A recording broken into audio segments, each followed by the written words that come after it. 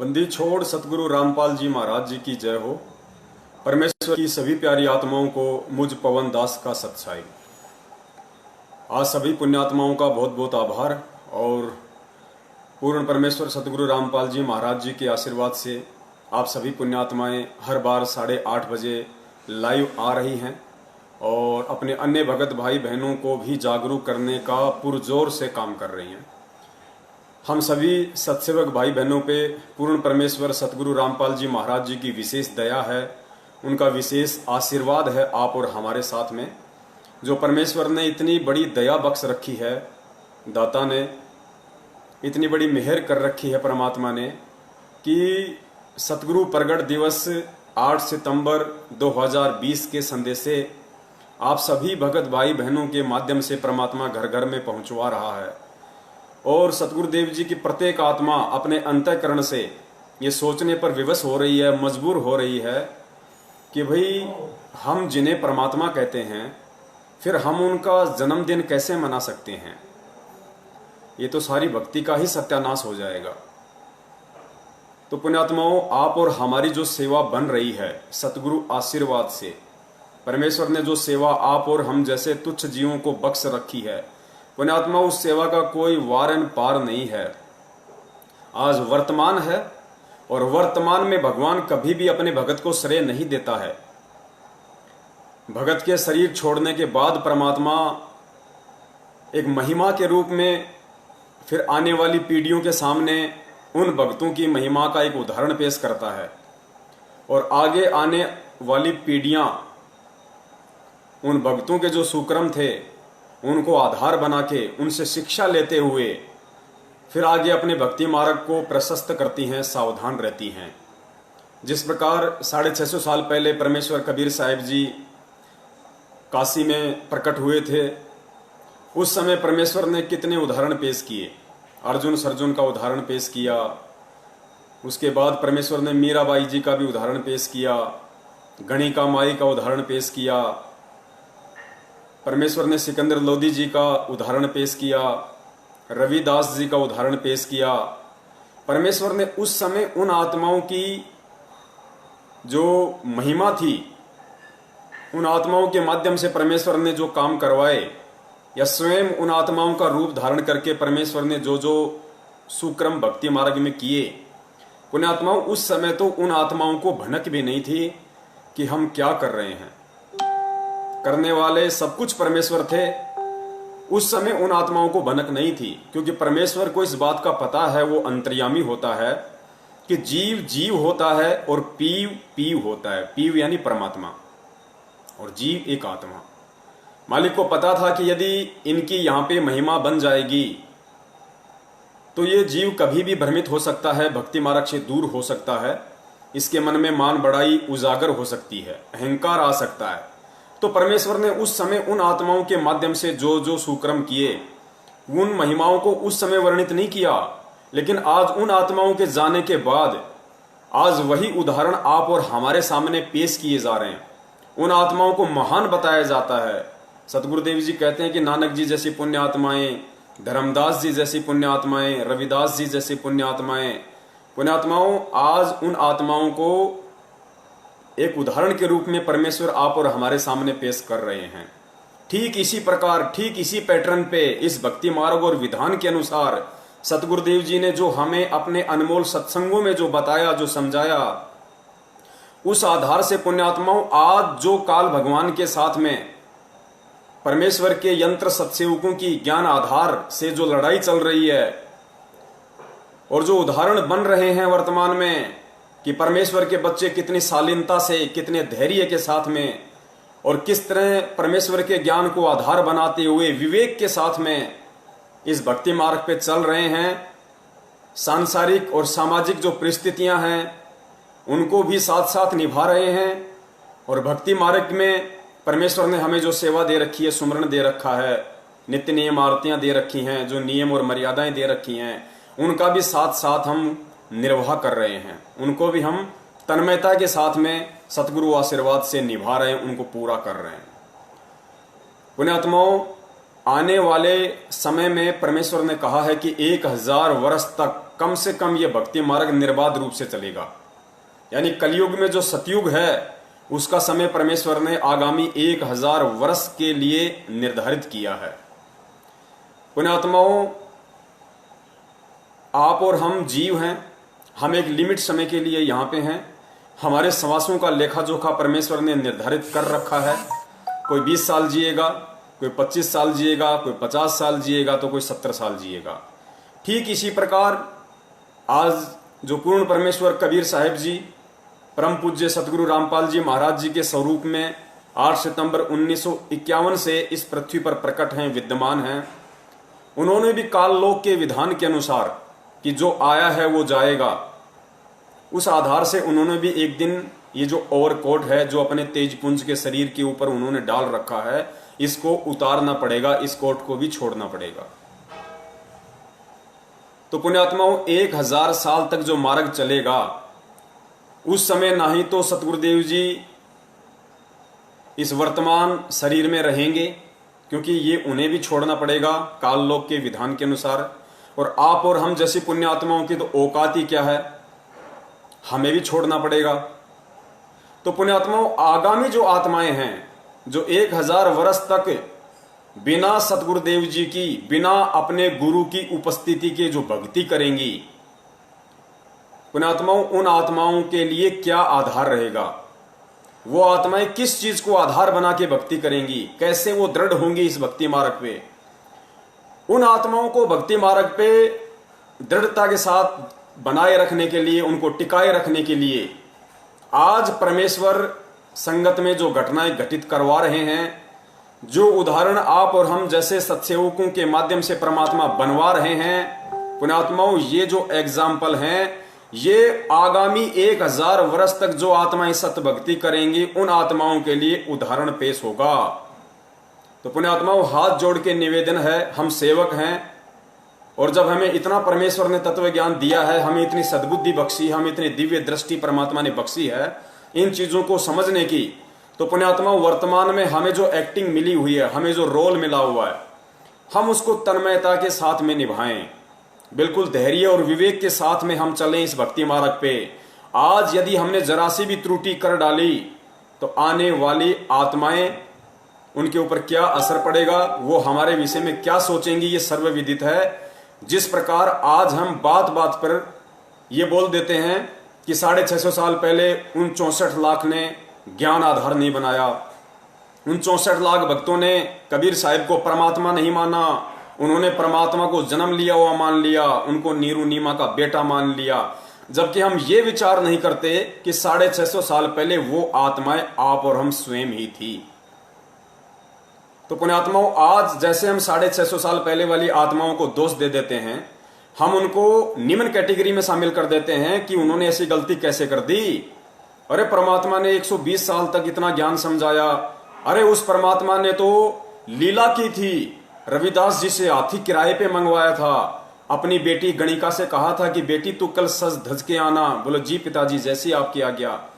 रविदास जी को पीलवान बना दिया, अपनी बेटी को हार श्रृंगार के साथ हाथी पे बैठा दिया, स्वयं वो परमात्मा अपनी बेटी के पीछे बैठ गया, हाथ में एक बोतल ले ली जिसमें गंगा जल था और अपनी बेटी के कंधे पे हाथ रख लिया और रविदास जी हाथी को हाँकने लग गए काशी के बाजार से। आज हम कह रहे हैं कि उस समय कैसे बुद्धि नहीं आई, इतना ज्ञान लेने के बाद कैसे उन लोगों ने विचार नहीं किया कि वो परमेश्वर जिसने 120 साल तक इतना ज्ञान दिया, हमने कैसे ये सोच लिया कि वो परमात्मा शराब पिएगा, वो परमात्मा एक वैश्या के साथ में इस तरीके से व्यवहार करेगा। पुण्यात्माओं, वो और कोई नहीं थे, वो आप और हम ही थे। और जो बातें आज हम उन आत्माओं के लिए कर रहे हैं, उस समय जो आत्माएं थीं आप और हमारे में से, आज हम ये सतगुरुदेव जी के द्वारा तत्व ज्ञान लेने के बाद, इस स्तर का ज्ञान लेने के बाद 650 साल पहले वाली आत्माओं को हम कितनी घृणित दृष्टि से देख रहे हैं, हम उनको कितनी मंद बुद्धि और अज्ञानी आत्माओं की दृष्टि से देख रहे हैं। तो कहीं ऐसा ना हो पुण्यात्माओं कि इस पृथ्वी पे 8 सितंबर 1951 के दिन वो पूर्ण ब्रह्म परमेश्वर कबीर साहिब सतगुरु रामपाल जी महाराज जी के रूप में प्रकट है और 27 वर्षों से सन 1994 से 18 नवंबर सन 2014 तक हमने उनसे जो अनमोल ज्ञान लिया 27 वर्षों तक, कहीं ऐसा ना हो कि वो ज्ञान लेने के बाद 8 सितंबर 2020 के दिन कुछ मनवस लोगों के कहने पे भेड़ चाल में चलते हुए हम उनका जन्मदिन मनाने की महाभूल कर बैठे। जन्मदिन मनाने का मतलब है हम उनको मानुष समझ बैठे, हम उनको जीव समझ बैठे कि संत रामपाल जी महाराज माता जी के गर्भ से बाहर आए हैं, जन्म लिया है। पुण्यात्माओं, ये महाभूल हमने भूल कर भी नहीं करनी है, वरना आज हमारा ये कर्म और आगामी जो आत्माएं होंगी उन आत्माओं के लिए वैसा ही हो जाएगा जैसा कि आज आप और हमारे लिए 650 साल पहले वाली आत्माओं के वो कर्म थे। उस समय उन्होंने परमात्मा को परमात्मा नहीं माना। कहीं ऐसा ना हो कि आज हम 8 सितंबर के दिन उस अविनाशी, उस अजन्मा, उस स्वयंभू परमात्मा सतगुरु रामपाल जी महाराज जी का जन्मदिन मनाकर और आगे आने वाली जो आत्माएं इस भक्ति मार्ग में हैं, कहीं हम उनके लिए मजाक ना बन जाएं। कहीं वो आत्माएं आपस में ये चर्चा ना करें कि उन मूर्खों को कैसे समझ में नहीं आया, 27 वर्षों तक क्या उन्होंने बाहर झोंका था, क्या उन्होंने परमेश्वर से ज्ञान नहीं लिया, क्या उन्होंने ज्ञान का अचार डाल दिया था, इस कान से सुन के इस कान से क्यों निकाल दिया, परमेश्वर ने कौन सी कमी छोड़ दी थी अपना अनमोल तत्व ज्ञान देने में, क्या उन मूर्खों को परमेश्वर ने लाभ नहीं दिए।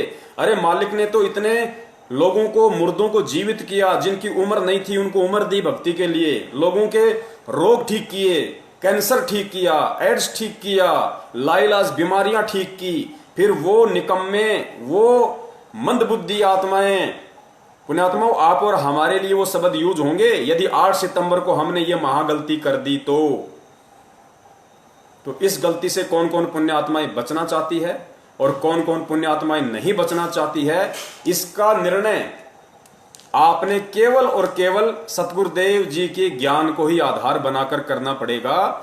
इसके अलावा इस दुनिया में और ऐसा कोई थर्मामीटर नहीं है, ऐसा कोई भी पैमाना नहीं है जिससे आप ये माप सको, आप ये नाप सको कि संत रामपाल जी महाराज जी माता जी से जन्म लेकर आए थे या फिर 8 सितंबर 1951 के दिन वो प्रकट हुए थे।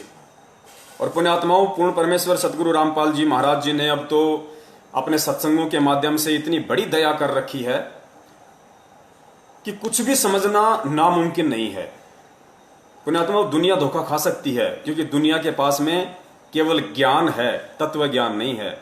और हम भक्तों को परमेश्वर ने वो अनमोल तत्व ज्ञान दिया है, वो टॉर्च दी है जिससे हम गहरे से गहरे अंधेरे में भी देख सकते हैं। उस तार्किक शक्ति से, इस तत्व ज्ञान आधारित दिव्य दृष्टि से परमेश्वर ने जो दूरदृष्टि हमें दी है, इस ज्ञान आधार से हमें जो आगे का दिखाई दे रहा है। दुनिया को नहीं पता, दुनिया तो मजाक मानती है, कोई नरक नहीं, कोई गधा नहीं बनता, कोई सुअर नहीं बनता। लेकिन आप और हम जिन्होंने परमेश्वर के ज्ञान को आधार बनाया है, आज वो डर रहे हैं, आज वो डरने लग गए कि यदि भक्ति नहीं करी, उल्टे कर्म किए तो परमेश्वर ने कितने उदाहरण पेश किए हैं, कितने उदाहरण पेश किए। जैन धर्म के प्रवर्तक ऋषभदेव के पुत्र महावीर जैन का इतिहास परमेश्वर ने हमें पढ़ाया कि महावीर जैन की आत्मा कितनी बार गधा बनी, कितनी बार बिल्ली बनी, कितनी बार धोबी बना, कितनी बार घोड़ा बना, पुण्यात्माओं कितनी बार कुत्ता बना, पता नहीं 20 करोड़ बार बिल्ली, 10 करोड़ बार हाथी, 60,000 बार नपुंसक के जीवन, कितने लाख वर्ष धोबी, कितने कितने कष्ट उन्होंने सहे। क्यों? क्योंकि परमेश्वर ने तत्व ज्ञान हमें दे दिया। तो अब हमें यकीन हो गया कि वास्तव में जो हमारे सतगुरुदेव जी ने अपने मुखार अरविंद से वर्णन कर दिया वो परम सत्य है, उसमें मीन में की कोई गुंजाइश नहीं है। और सत्संगों में तो परमेश्वर ने अपने परमेश्वर होने के इतने उदाहरण पेश कर दिए, ज्ञानी आत्मा को समझने में तनिक भी देर नहीं करनी चाहिए। ऐसा ही एक छोटा सा और सत्संग है परमेश्वर का, वो आप जी सुनिए और मालिक दया करेंगे, बड़ी आसानी से समझ में आएगा। देखो, परमेश्वर पूर्ण संत केवल इशारा करेगा, संकेत करेगा और संकेतों से ही फिर हमने इस चीज को समझना पड़ेगा। तो परमेश्वर दया करें, एक छोटा सा वीडियो क्लिप है मालिक का, परमेश्वर क्या बताना चाह रहा है। परमात्मा ने ये बात कही उस समय जब वो स्वयं आए हुए थे, तो वो अपने से अतिरिक्त बोलते हैं। तो आज दास कह रहा है कि इस दास के अतिरिक्त पूरे विश्व में किसी के पास भी आध्यात्मिक यथार्थ मार्ग नहीं है, पूर्ण मोक्ष मार्ग नहीं है, शास्त्र अनुकूल साधना किसी के पास भी नहीं है। दोबारा सुनना पुण्यात्मा, या चाहे कड़वी लागो चाहे मीठी, बात सच्ची है। अभिमान नहीं, परमेश्वर अपने तत्व ज्ञान समझ अतिरिक्त ही बोलते हैं। सुनना, परमात्मा ने ये बात कही उस समय जब वो स्वयं आए हुए थे, तो अपने से अतिरिक्त बोलते हैं, अपने से अतिरिक्त। तो आज दास कह रहा है कि इस दास के अतिरिक्त पूरे विश्व में किसी के पास भी आध्यात्मिक यथार्थ मार्ग नहीं है। पुण्यात्माओं, पूर्ण परमेश्वर सतगुरु रामपाल जी महाराज जी ने ये जो 20 सेकंड का छोटा सा जो वीडियो आप और हमारे सामने प्रस्तुत किया है, पेश किया है, इसमें कितना बड़ा रहस्य छुपा है। परमेश्वर ने साबित कर दिया कि मैं ही कबीर हूं, मैं ही परमेश्वर हूं। इन्होंने क्या कहा कि परमेश्वर जब भी आते हैं वो अपने से अतिरिक्त ही बोलते हैं। परमेश्वर जब भी आते हैं अपने से अतिरिक्त ही बोलते हैं। और तुरंत सतगुरु रामपाल जी महाराज जी ने क्या बोल दिया कि आज इस दास के अतिरिक्त पूरे विश्व में कोई संत नहीं है जिसके पास मोक्ष मार्ग हो। यानी पहले तो सतगुरु रामपाल जी महाराज जी ने परमेश्वर की जो लक्षण है वो बता दिए कि वो केवल अपने अतिरिक्त ही बोलता है, और तुरंत फिर स्वयं भी बोल दिया कि मुझ दास के अतिरिक्त पूरे विश्व में, अर्थात यदि परमेश्वर अपने से अतिरिक्त बोलते हैं तो आज वर्तमान में अपने से अतिरिक्त ये विश्व को संदेश देने वाले कि मेरे अतिरिक्त, इस दास के अतिरिक्त, इस रामपाल दास के अतिरिक्त पूरे विश्व में कोई संत नहीं है जिसके पास पूर्ण आध्यात्मिक मार्ग हो। एक बार दोबारा से सुन लो पुण्यात्माओं, यही संकेत होते हैं परम संत के, यही वो तत्व ज्ञान है जिसका हमें निष्कर्ष निकालना है। एक बार पुनः सुन लीजिए, शायद परमेश्वर दया कर दें। परमात्मा ने ये बात कही उस समय जब वो स्वयं आए हुए थे, तो अपने से अतिरिक्त बोलते हैं। तो आज दास कह रहा है कि इस दास के अतिरिक्त पूरे विश्व में किसी के पास भी आध्यात्मिक यथार्थ मार्ग नहीं है, पूर्ण मोक्ष मार्ग नहीं है, शास्त्र अनुकूल साधना किसी के पास भी नहीं है। पुण्यात्माओं, शब्द सैन सतगुरु की पेछाणी पाया अटल सुहाग रे, यही वो संकेत है, यही वो इशारे होते हैं पूर्ण संत के सत्संगों के बीच बीच में, जो हम आत्माओं ने उनके ज्ञान को आधार बना के पकड़ना पड़ता है, समझना पड़ता है। सद्बुद्धि भी परमेश्वर ही देता है, लेकिन परमेश्वर सद्बुद्धि देगा कब? जब हम उसको परमेश्वर मानेंगे। यदि हम उनको खाली रामपाल मानेंगे, कोई संत मानेंगे, एक साधारण सा गुरु मानेंगे, तो वो सद्बुद्धि, वो परमेश्वर बख्शिश नहीं करेगा जिसकी हमें अति आवश्यकता है। क्योंकि भक्ति मार्ग में गुरुदेव ने बताया कि बिना विश्वास के, यदि आपको भक्ति मार्ग में विश्वास नहीं है, क्योंकि भक्ति मार्ग का आधार क्या है? भक्ति मार्ग का आधार सर्वप्रथम शास्त्र होता है, और शास्त्र से जब यह साबित हो जाता है कि पूर्ण संत कौन है, और यदि आप उस पूर्ण संत की शरण में आ जाते हो, तो उसके बाद भक्ति मार्ग का आधार वो शास्त्र ना होकर वो परम संत हो जाता है। आपका गुरु ही आपका आधार हो जाता है। गुरुदेव कहते हैं ना, भाई कर ले गुरु वकील मुकदमा भारी है, भाई कर ले गुरु वकील मुकदमा भारी है। हम शरीर छोड़ते वक्त सोचें कि ये शास्त्र अपने कांख में दबा के ऊपर ले चलेंगे, हम पार हो जाएंगे, नहीं, हमें सतगुरु की ही आवश्यकता पड़ेगी। इसलिए इस भक्ति मार्ग में जब तक हमें विश्वास नहीं होगा, क्या विश्वास नहीं होगा कि मैं जिनकी भक्ति कर रहा हूं और मैं जिनकी शरण में हूं वो कोई परम शक्ति है या नहीं है। एक छोटी सी ऑडियो क्लिप, क्योंकि ये थोड़ी भूमिका बन रही है पुण्यात्माओं, आगे परमेश्वर आज जो खुलासा करवाएंगे, क्योंकि बहुत सारे भगत भाइयों की काफी शंकाओं का तो परमेश्वर ने वीडियो बनवा के 2-4 दिन से काफी तो निवारण हो गया है उनकी शंकाओं का, लेकिन कुछ एक भगत भाइयों की ये शंका रह गई कि भाई बाकी बात तो ठीक है, हमारे समझ में आ गई कि संत रामपाल जी महाराज जी अकेले वो संत हैं जिन्होंने दुनिया में ये अनमोल तत्व ज्ञान दिया है। शास्त्रों को खोल खोल कर खुले में टीवी चैनलों पे यदि किसी ने दिखाया है तो केवल हमारे पूज्य गुरुदेव सतगुरु रामपाल जी महाराज जी हैं। लेकिन हमारे शंका इतनी सी है कि भाई कबीर साहिब जी ने कभी शादी नहीं की, कबीर साहिब जी के कभी बच्चे पैदा नहीं हुए, तो समझ में हमारे ये नहीं आ रहा कि यदि 8 सितंबर 1951 से यदि वो प्रकट हैं, संत रामपाल जी महाराज जी के स्वरूप, उनके शरीर को काम में लेते हुए यदि साक्षात वो कबीर परमेश्वर ही उनके स्वरूप है, उस रूप में है, तो शादी क्यों की? अंजू मंजू वीरेंद्र और मनोज को पैदा क्यों किया? अनारो माई के पति क्यों कहलाए? ये परमेश्वर के तो ये कर्म नहीं होते कि वो शादी करता है, वो बच्चे पैदा करे। अब इस बात को तो हम झुठला भी नहीं सकते, क्योंकि उनके 4 बच्चे भी हैं, उन्होंने शादी भी की है। तो पुण्यात्माओं, आज का ये महत्वपूर्ण विषय होगा और ससबूत परमेश्वर इसको साबित करवा देंगे, आज ही करवा देंगे। हमारा एक भाई था पहले, अब तो वो गुरुद्रोही हो गया। देखो पुण्यात्माओं, आत्मा सब परमात्मा की है, चाहे गुरुद्रोही की हो या चाहे वर्तमान भगत की हो। राग द्वेष हमें ना गुरुद्रोही से करना है, ना हमें किसी जगत वाले से करना है, ना हमें किसी वर्तमान से करना है। तो परमेश्वर ने सिखाया ही नहीं। गुरुद्रोही अपना कर्म भोगेगा, भगत अपना सुक्रम पाएगा। ठीक है, हमें जो मर्यादा जो परमात्मा ने बताई है, गुरुद्रोही से जो बचने के तरीके परमेश्वर ने बताए हैं, हमें उनको अवश्य फॉलो करना है। बाकी राग द्वेष हमें किसी से नहीं करना। तो हमारा जो संजय भाई था वो अभी गुरुद्रोही हो चुका है, पूर्ण रूप से गुरुद्रोही हो चुका है। स्वयं वो जगत गुरु की उपाधि ले चुका है, पूर्ण गुरु की उपाधि ले चुका है, तत्वदर्शी संत की उपाधि ले चुका है वो। और उसी के जैसी कुछ माड़े संस्कार वाली जो आत्माएं हैं वो उसके पीछे लगी हुई हैं, उसको दंडवत प्रणाम कर रही हैं, उसके लिए 56 भोग लगा रही हैं। वो स्वयं 56 भोग लगाता है, बाकी उसका जो झूठा है वो अन्य भगत खा रहे हैं वहां पे हिमाचल में। तो वो भाई कहा करता था कि परमेश्वर साबित करवा देंगे, परमेश्वर साबित करवा देंगे। इसलिए दास कह रहा है कि ये पवन दास परमात्मा का कुत्ता ये नहीं कहेगा कि परमात्मा साबित करवा देंगे, परमात्मा साबित करवा देंगे। नहीं, परमेश्वर आज इसी वीडियो में साबित करवा देंगे, दास ये कह रहा है। तो भक्ति में विश्वास और कितना जरूरी है परमेश्वर पे। गुरुजी ने कितनी बार सत्संगों में जिक्र किया, बार बार किया कि बिना विश्वास के भक्ति निष्फल है। और एक छोटी सी ऑडियो क्लिप परमेश्वर की आप और सुन लीजिए, उसके बाद भूमिका जबरदस्त बन जाएगी। क्योंकि पुण्यात्माओं, जब तक यदि कोई मकान बनाना चाहता है, कोई बिल्डिंग खड़ी करना चाहता है, तो गुरुदेव ने बताया कि फाउंडेशन बहुत स्ट्रांग होना चाहिए, मजबूत होना चाहिए, नींव मजबूत होनी चाहिए।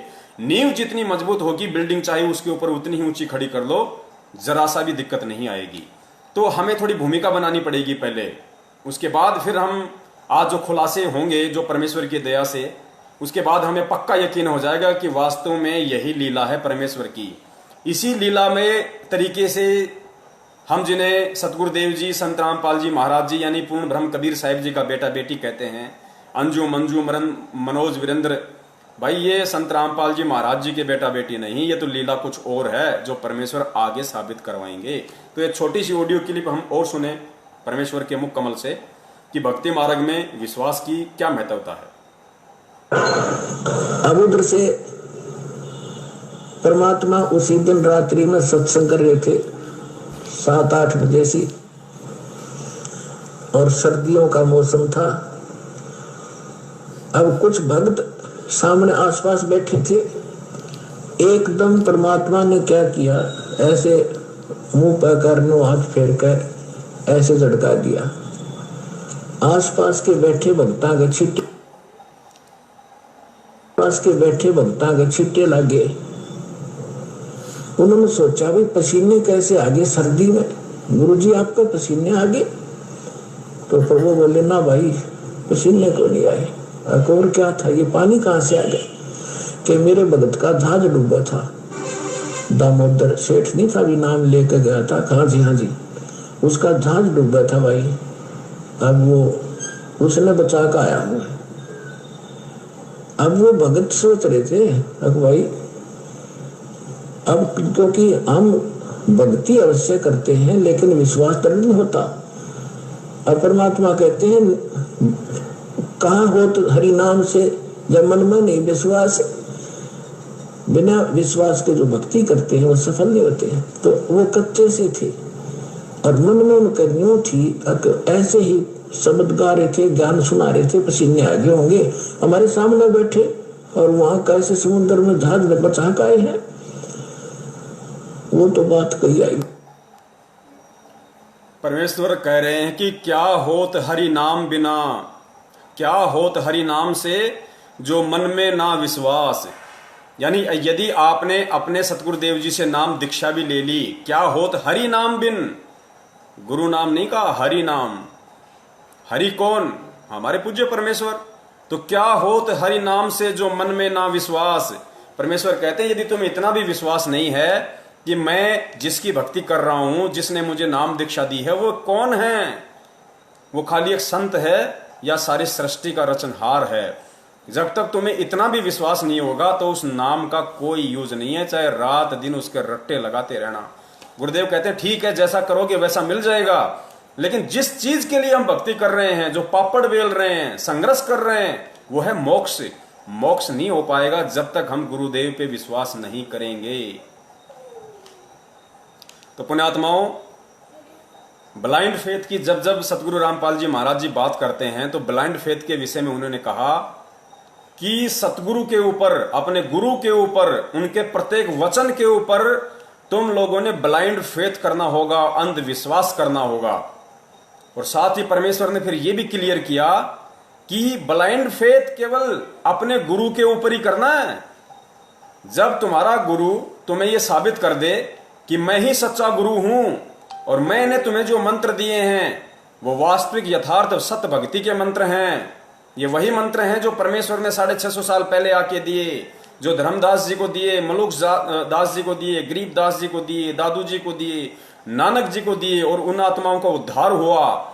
उसके बाद पुण्यात्माओं, हमें ब्लाइंड फेथ केवल और केवल सतगुरु पे करना है, सतगुरु के भाई पे नहीं, सतगुरु की मां पे नहीं, सतगुरु के पापा पे नहीं, सतगुरु के भाई बंधुओं पे नहीं, उनके कोऑर्डिनेटर सिस्टम पे नहीं, केवल सतगुरु के ऊपर।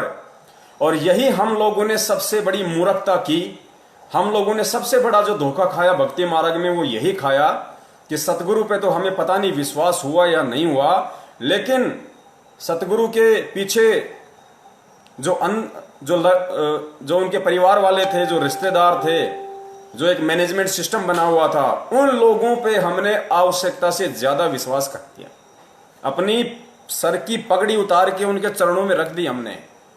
वो ब्लाइंड फेथ हमारा गलत था, हमारा रॉन्ग था। हमें गुरुदेव ने केवल परमेश्वर पे विश्वास करना सिखाया, अपने ऊपर विश्वास करना सिखाया कि अपने गुरु पे ब्लाइंड फेथ करो, गुरु के परिवार पे नहीं। लेकिन हमने गुरु पे कम और परिवार पे ज्यादा विश्वास किया। आज दुर्गतियां हो रही है संगत में, दुर्गतियां, बेमौत मर रहे हैं सारनामी लोग, सतनामी लोग, प्रथम नाम बेमौत मर रहे हैं। इसका मतलब ये नहीं कि यदि आपको नहीं मालूम पड़ रहा तो संगत में दुर्गति नहीं हो रही, संगत में दुर्गतियां हो रही हैं। जिन्होंने परमेश्वर को परमेश्वर नहीं माना, जिन्होंने सतलोक आश्रम मैनेजमेंट हरियाणा के कहने पर राजनीतियां की हैं, आरक्षण बाजियां की हैं, भगत समाज को प्रेरित करके उनका खून निकलवाया है, वो खून फिर प्राइवेट संस्थाओं को ऊंचे पैसों में बेचा गया है, व्यापार किया गया उनके खून का, गुरु की आड़ में, रक्तदान की आड़ में, और फिर सार नाम की आड़ में कितने भक्तों को मूर्ख बनाया गया कि कितने भगत उनके चक्कर में आके परमेश्वर से दूर हुए हैं। तो पुण्यात्मा, ब्लाइंड फेथ हमें केवल परमेश्वर पे करना है। और यही महागलती 8 सितंबर 2020 को हजारों की संख्या में लोग करने जा रहे हैं, हजारों की संख्या में। और परमेश्वर बार बार अपने सत्सेवक बच्चों को निमित्त बना रहे हैं कि वो गलतियां करने से मेरे बच्चे बचें।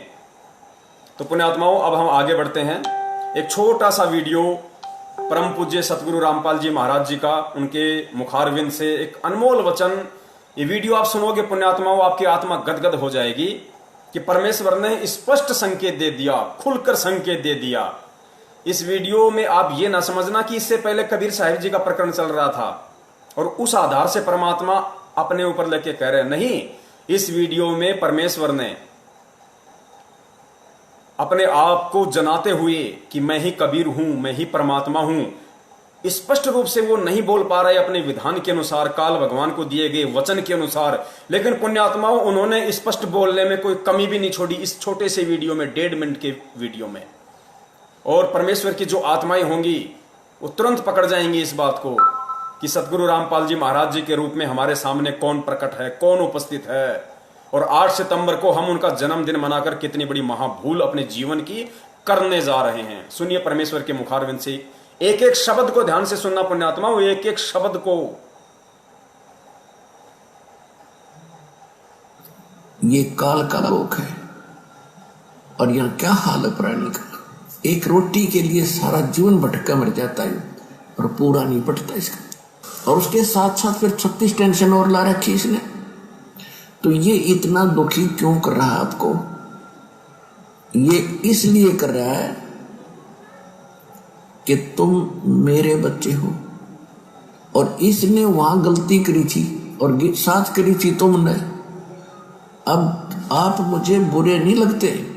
जैसे सेब विक्रेता एक सेब बेचनिया सेब रखा टोकरी में और उसमें 1 2 4 सेब अगर खराब हो जाती है तो उसका कितना दिल दुख है, कितनी कीमती है। लेकिन उन सेबों को, उन ठीक से खराब सेबों को स्वस्थ सेबों में नहीं रख सकता। उसकी मजबूरी है कि वो भी खराब हो जाएंगी। तो तुम खराब सेब होगी थी और तुमको वहां से निकालना मेरी मजबूरी थी ना, तुम और भी बिगाड़ो। इसलिए तुम्हें फेंकना पड़ा कुर्डियों पे, या कुर्डी है या सड़ रहे हो। और अब भी मुझे, अब वो तो एक उदाहरण है, लेकिन आत्मा और सेब में इतना अंतर है कि तुम्हारे अंदर मलिनता आ गई थी। अब यहाँ भट्ट में तुम जल रहे हो। अब तुम्हें ज्ञान देकर और सच्चाई बताकर मैं फिर आपको वापस ले जाना चाहता हूँ और ऐसा मंत्र दूंगा तुम फिर से उसी स्थिति में आ जाओगे, ऐसे भक्ति युक्त हो जाओगे। पुण्यात्माओं, परम पूज्य परमेश्वर सतगुरु रामपाल जी महाराज जी ने इस छोटे से वीडियो में 3 पॉइंट बोल के सीधे सीधे अपने ऊपर लेकर ये स्पष्ट कर दिया, ये साबित कर दिया कि मैं ही कबीर हूं। शुरुआत में परमेश्वर ने कहा कि तुम मेरे बच्चे हो, जबकि परमेश्वर तो एक आम भगत की भूमिका भी कर रहे हैं, संत की भूमिका भी कर रहे हैं। कई बार सत्संगों में परमेश्वर कहते हैं कि हम सब काल के लोक में आ गए, हम सब इसके ऊपर आसक्त हो गए, हम सब भ्रमित हो गए। और आज स्पष्ट कर रहे हैं कि तुम मेरे बच्चे हो, अपने तरफ इशारा करके। फिर कहते हैं, फिर दूसरा परमेश्वर ने बताया कि सतलोक से तुम्हें निकालना मेरी मजबूरी हो गई। ये नहीं कह रहे कि कबीर जी की मजबूरी हो गई, स्पष्ट बोल गए परमेश्वर कि तुम्हें काल वहां सतलोक से निकालना, तुम्हारे अंदर मलिनता आ गई थी तो तुम्हें निकालना मेरी मजबूरी हो गई। और तीसरी बार कह रहे हैं कि मैं तुम्हें अब वापस लेने के लिए आया हूं। बच्चों, मैं तुम्हें वापस लेने के लिए आया हूं। पुण्यात्माओं, और संकेत होते क्या हैं? संकेत यही तो होते हैं। अब इससे ज्यादा गूढ़ संकेत परमेश्वर देंगे तो हम समझ ही नहीं पाएंगे, क्योंकि हमारी बुद्धि वहां तक काम ही नहीं करेगी। पुण्यात्माओं, हम जीव हैं, जीव, चाहे यहां कोई राष्ट्रपति हो, चाहे प्रधानमंत्री हो। और जीव की सोच, जीव की मेमोरी केवल कुछ MB की है, 1 या 2 MB बड़ी मुश्किल से। यहां का जो बड़े सा बड़ा, जो हम विद्वान समझते हैं, जिसको वैज्ञानिक समझते हैं, साइंटिस्ट समझते हैं, जिसने बड़े से बड़े आविष्कार किए हैं, उसकी बुद्धि केवल कुछ MB की है। और परमेश्वर का ज्ञान है करोड़ों GB का, करोड़ों GB का। तो सोचो वो कैसे समा सकता है हमारे अंदर? नहीं। इसलिए परमेश्वर उसी तरीके से संकेत करते हैं, उसी तरीके से इशारा करेंगे जो हम समझ सकें, जो हम समझ सकें। और हमारे लिए उतना ही पर्याप्त है कि वो संकेत समझ के हम निकल ले यहां से। तो विषय हमारा सतगुरु प्रकट दिवस को लेकर है और 2 दिन तक और परमेश्वर दास को लाइव लेके आएंगे छोटे छोटे मुद्दों पे, ताकि परमेश्वर की आत्माओं तक संदेशा ज्यादा से ज्यादा जाए। और दास निवेदन करेगा, अब आगे परमेश्वर महाखुलासा करवाएंगे उस बात का जिन लोगों को यह शंका है कि यदि आपके गुरु सतगुरु रामपाल जी महाराज परमात्मा हैं, पूर्ण ब्रह्म परमेश्वर हैं, यदि वो प्रकट हुए हैं, आज साक्षात संत रामपाल जी महाराज के स्वरूप में हैं, तो फिर उनके बच्चे क्यों, उन्होंने शादी क्यों की, उन्होंने स्त्री भोग क्यों किया? तो उसके लिए दास निवेदन करेगा, ज्यादा से ज्यादा आप जी शेयर को बटन दबाएं, शेयर का बटन दबाएं, और ज्यादा से ज्यादा जितने भी फेसबुक के ग्रुप हैं, क्योंकि पुण्यात्माओं मजा तभी आएगा जब संदेशा हमारे भगत भाइयों तक ज्यादा से ज्यादा जाएगा। पुण्यात्माओं, भगत ही नहीं, जगत वालों को भी परमेश्वर के वचन सुनने में बड़ा आनंद आ रहा है वर्तमान में, क्योंकि हर आदमी दुखी है और हर आत्मा परमात्मा की है। और ऊपर से ठीक का समय आ गया, तो पुण्यात्माओं बच के कोई निकल नहीं सकता, सबको इस परमेश्वर की शरण में आना पड़ेगा। तो अब हम बढ़ते हैं हमारे उस खुलासे की तरफ जो परमेश्वर ने आज हम दासों को निमित्त बनाया है भगत और जगत को संदेशा दिलवाने के लिए। तो पुण्यात्माओं, सतगुरुदेव जी ने अपने सत्संगों में कोई कमी नहीं छोड़ी, हर पॉइंट को उन्होंने क्लियर किया है। अब कमी यदि ना समझी कि कहीं ना कहीं है तो केवल हम जीवों की है, क्योंकि या तो हम ध्यान से उनके सत्संग नहीं सुनते, या फिर हम परमेश्वर को परमेश्वर ना मान के और एक आम संत की तरह उनके साथ व्यवहार करते हैं और भक्ति भी करते रहते हैं, तो वो सद्बुद्धि हमें बख्शिश नहीं होगी जो एक सुयोग्य भगत को होनी चाहिए। तो इस बात का जो सबूत है, जो खुलासा है, वो सन 2012 में ही परमेश्वर सतगुरु रामपाल जी महाराज जी ने सतलोक आश्रम बरवाला में ये पुस्तक लिखी थी जिसका नाम है कबीर सागर का सरलार्थ। इसको 2016 में सतलोक आश्रम मैनेजमेंट हरियाणा ने टाइपिंग करवाकर अपने धार्मिक व्यापार के लिए संगत में भिजवा दिया, बंटवा दिया इसको। लेकिन और कहा कि सन 2016 में एक लेटर निकाला इन लोगों ने कि संत रामपाल जी महाराज जी ने हिसार जेल से लिख के भेजा है 400 पेज का कबीर सागर, जबकि इसकी भूमिका में लिखा हुआ है। आप पढ़ना पुण्यात्माओं, दास इतना नहीं पढ़ा पाएगा आपको सारा, क्योंकि समय का अभाव है, इंटरनेट का भी अभाव है, दास के पास इतना नेट नहीं है।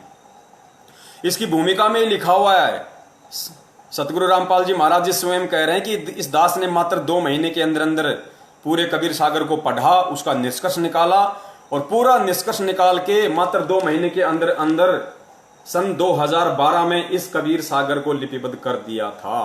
मैनेजमेंट ने तो केवल इसको टाइप करवाया, टाइप, और कुछ मिलावट भी कर रखी है, वो भी आपको बताएंगे, वैसे तो वीडियो बने हुए हैं उसके ऊपर। तो परमेश्वर ने इसी के अंदर वो गहरा रहस्य छुपा रखा है। उस सवाल का जवाब परमेश्वर ने इस कबीर सागर के पेज नंबर 70 के ऊपर छुपा रखा है पुण्यात्माओं। पेज नंबर 70 ध्यान से पढ़ना, ज्यादातर भक्तात्माओं के घर पे रखा भी होगा। तो चलिए हम सीधे चलते हैं point two point page number 70 पे। पेज नंबर 70, ये देखिए पुण्यात्माओं, ये है पेज नंबर 70। आपको उल्टा दिखाई देगा, इसलिए दास पढ़ के आपको सुनाएगा, आप देख लेना अपने घर पे। इसमें दास आपको थोड़ा सा मौखिक बता देता है। इसमें श्री कृष्ण जी का मैटर है, थोड़ा सा श्री कृष्ण जी और दुर्वासा ऋषि जी का थोड़ा सा मैटर है। और मैटर ये है कि परमेश्वर ने ये जो अनमोल कथा इस कबीर सागर के पेज नंबर 70 पे लिपिबद्ध की है, इसका बहुत बड़ा रहस्य था। और पुण्यात्मा, जब तक ठीक का समय नहीं आएगा, जब तक किसी भी चीज को बताने का, किसी भी चीज को वायरल करने का ठीक का समय नहीं आएगा, तब तक ना ही तो उस चीज को परमेश्वर बताता है और ना ही उस चीज को बताने के लिए और उस चीज को समझने के लिए अपने किसी भगत को सद्बुद्धि देता है। जब ठीक का समय आएगा तो परमात्मा भैसाराम से भी वेद मंत्र बुलवा देगा, वो इतना समर्थ है। तो दास की और मेरे जितने भी सत्सेवक भाई बहन हैं, उनकी कोई औकात नहीं है कि हम आप लोगों को इस वक्त ये संदेश दे सकें। हमारी स्थिति तो उस गधे के जैसी है जिसके विषय में कहा जाता है कि अल्लाह मेहरबान तो गधा पहलवान। तो हमारे ऊपर तो हमारे पूर्ण ब्रह्म परमेश्वर, वो अल्लाह, वो सतगुरु रामपाल जी महाराज जी मेहर है, उनकी मेहर है, वो मेहरबान है, जो हम जैसे गधों को पहलवान बना के संगत में छोड़ रखा है और अपने भगत भाई बहनों तक संदेशे जा रहे हैं। तो इसमें जो प्रकरण है वो दुर्वासा ऋषि और श्री कृष्ण जी को लेकर है। दास थोड़ा सा मौखिक बता देता है, फिर आपको ये पढ़कर भी बता देगा ताकि आपको और अच्छे से समझ में आए। तो परमेश्वर ने इसमें लिखा है, चलो पहले दास आपको पढ़ के बता देता है पुण्यात्माओं। श्री कृष्ण जति और दुर्वासा निराहारी थे। श्री कृष्ण जी जति पुण्यात्माओं, इसी कबीर सागर के पेज नंबर 70 पे परमेश्वर ने 2 प्रकार के जति बताए। एक जति वो होता है जो कभी स्त्री भोग नहीं करता, और दूसरा जति वो होता है जो सिवाय अपनी औरत के अन्य किसी के साथ भोग नहीं करता है। 2 प्रकार के परमेश्वर ने जति बताए हैं। पुण्यात्माओं, अंतर्यामी परमेश्वर को मालूम था इस बात का कि दुनिया तो बहुत देरी से समझेगी, मेरे से नाम उपदेशी जो भगत हैं उनके 2 ग्रुप बनेंगे, ए और बी, सत्सेवक और मैनेजमेंट, और आपस में उनका इन बातों पे तर्क वितर्क होगा, वाद विवाद होगा। तो अंतर्यामी परमेश्वर ने 2012 में ही ये महत्वपूर्ण उदाहरण प्रस्तुत करके छोड़ दिया था कि जब ठीक का समय आएगा तो एक भाई दूसरे भाई को समझाने के लिए मेरे द्वारा लिपिबद्ध इस कहानी का उपयोग करेगा। वो अंतर्यामी परमेश्वर है पुण्यात्माओं। श्री कृष्ण जति और दुर्वासा निराहारी थे। निराहारी वो होता है जो आहार नहीं करता, जो भोजन के ऊपर आश्रित नहीं होता, जो अन्न के ऊपर आश्रित नहीं होता, उसको निराहारी कहते हैं, गुरुदेव ने बताया। कबीर जी ने कहा कि हे धर्मदास, आप जी को पता है कि श्री कृष्ण जी की 8 स्त्रियां तो वे थी जिनसे उन्होंने विवाह किया था। 16,000 वे स्त्रियां थीं जिनको एक राजा से युद्ध करके छीन कर लाए थे, तथा अन्य जो मथुरा वृंदावन की गोपियां थीं, इन सब के साथ श्री कृष्ण जी ने भोग विलास और कोष्टक में लिखा हुआ सेक्स करते थे। एक दुर्वासा ऋषि थे, वे निराहार रहते थे, दिन में केवल 1 दिन का दूब घास का खाते थे। दूब को ध्रुवा भी कहते हैं। केवल दूब के घास मात्र तिनके पर आधारित रहने के कारण ऋषि का नाम दुर्वासा प्रसिद्ध हुआ। एक समय कुछ गोपियों को दुर्वासा ऋषि के दर्शन करने की इच्छा हुई, परंतु दुर्वासा ऋषि का आश्रम यमुना नदी के उस पार था। गोपियों ने श्री कृष्ण जी से दुर्वासा ऋषि के दर्शन करने तथा उनको भोजन करवाकर साधु भोज का पुण्य लेने की इच्छा व्यक्त की। श्री कृष्ण जी ने कहा कि बहुत अच्छा उद्देश्य है, जाओ। गोपियों ने समस्या बताई कि भगवान, यमुना नदी में अथाह जल बह रहा है, कैसे पार करेंगी।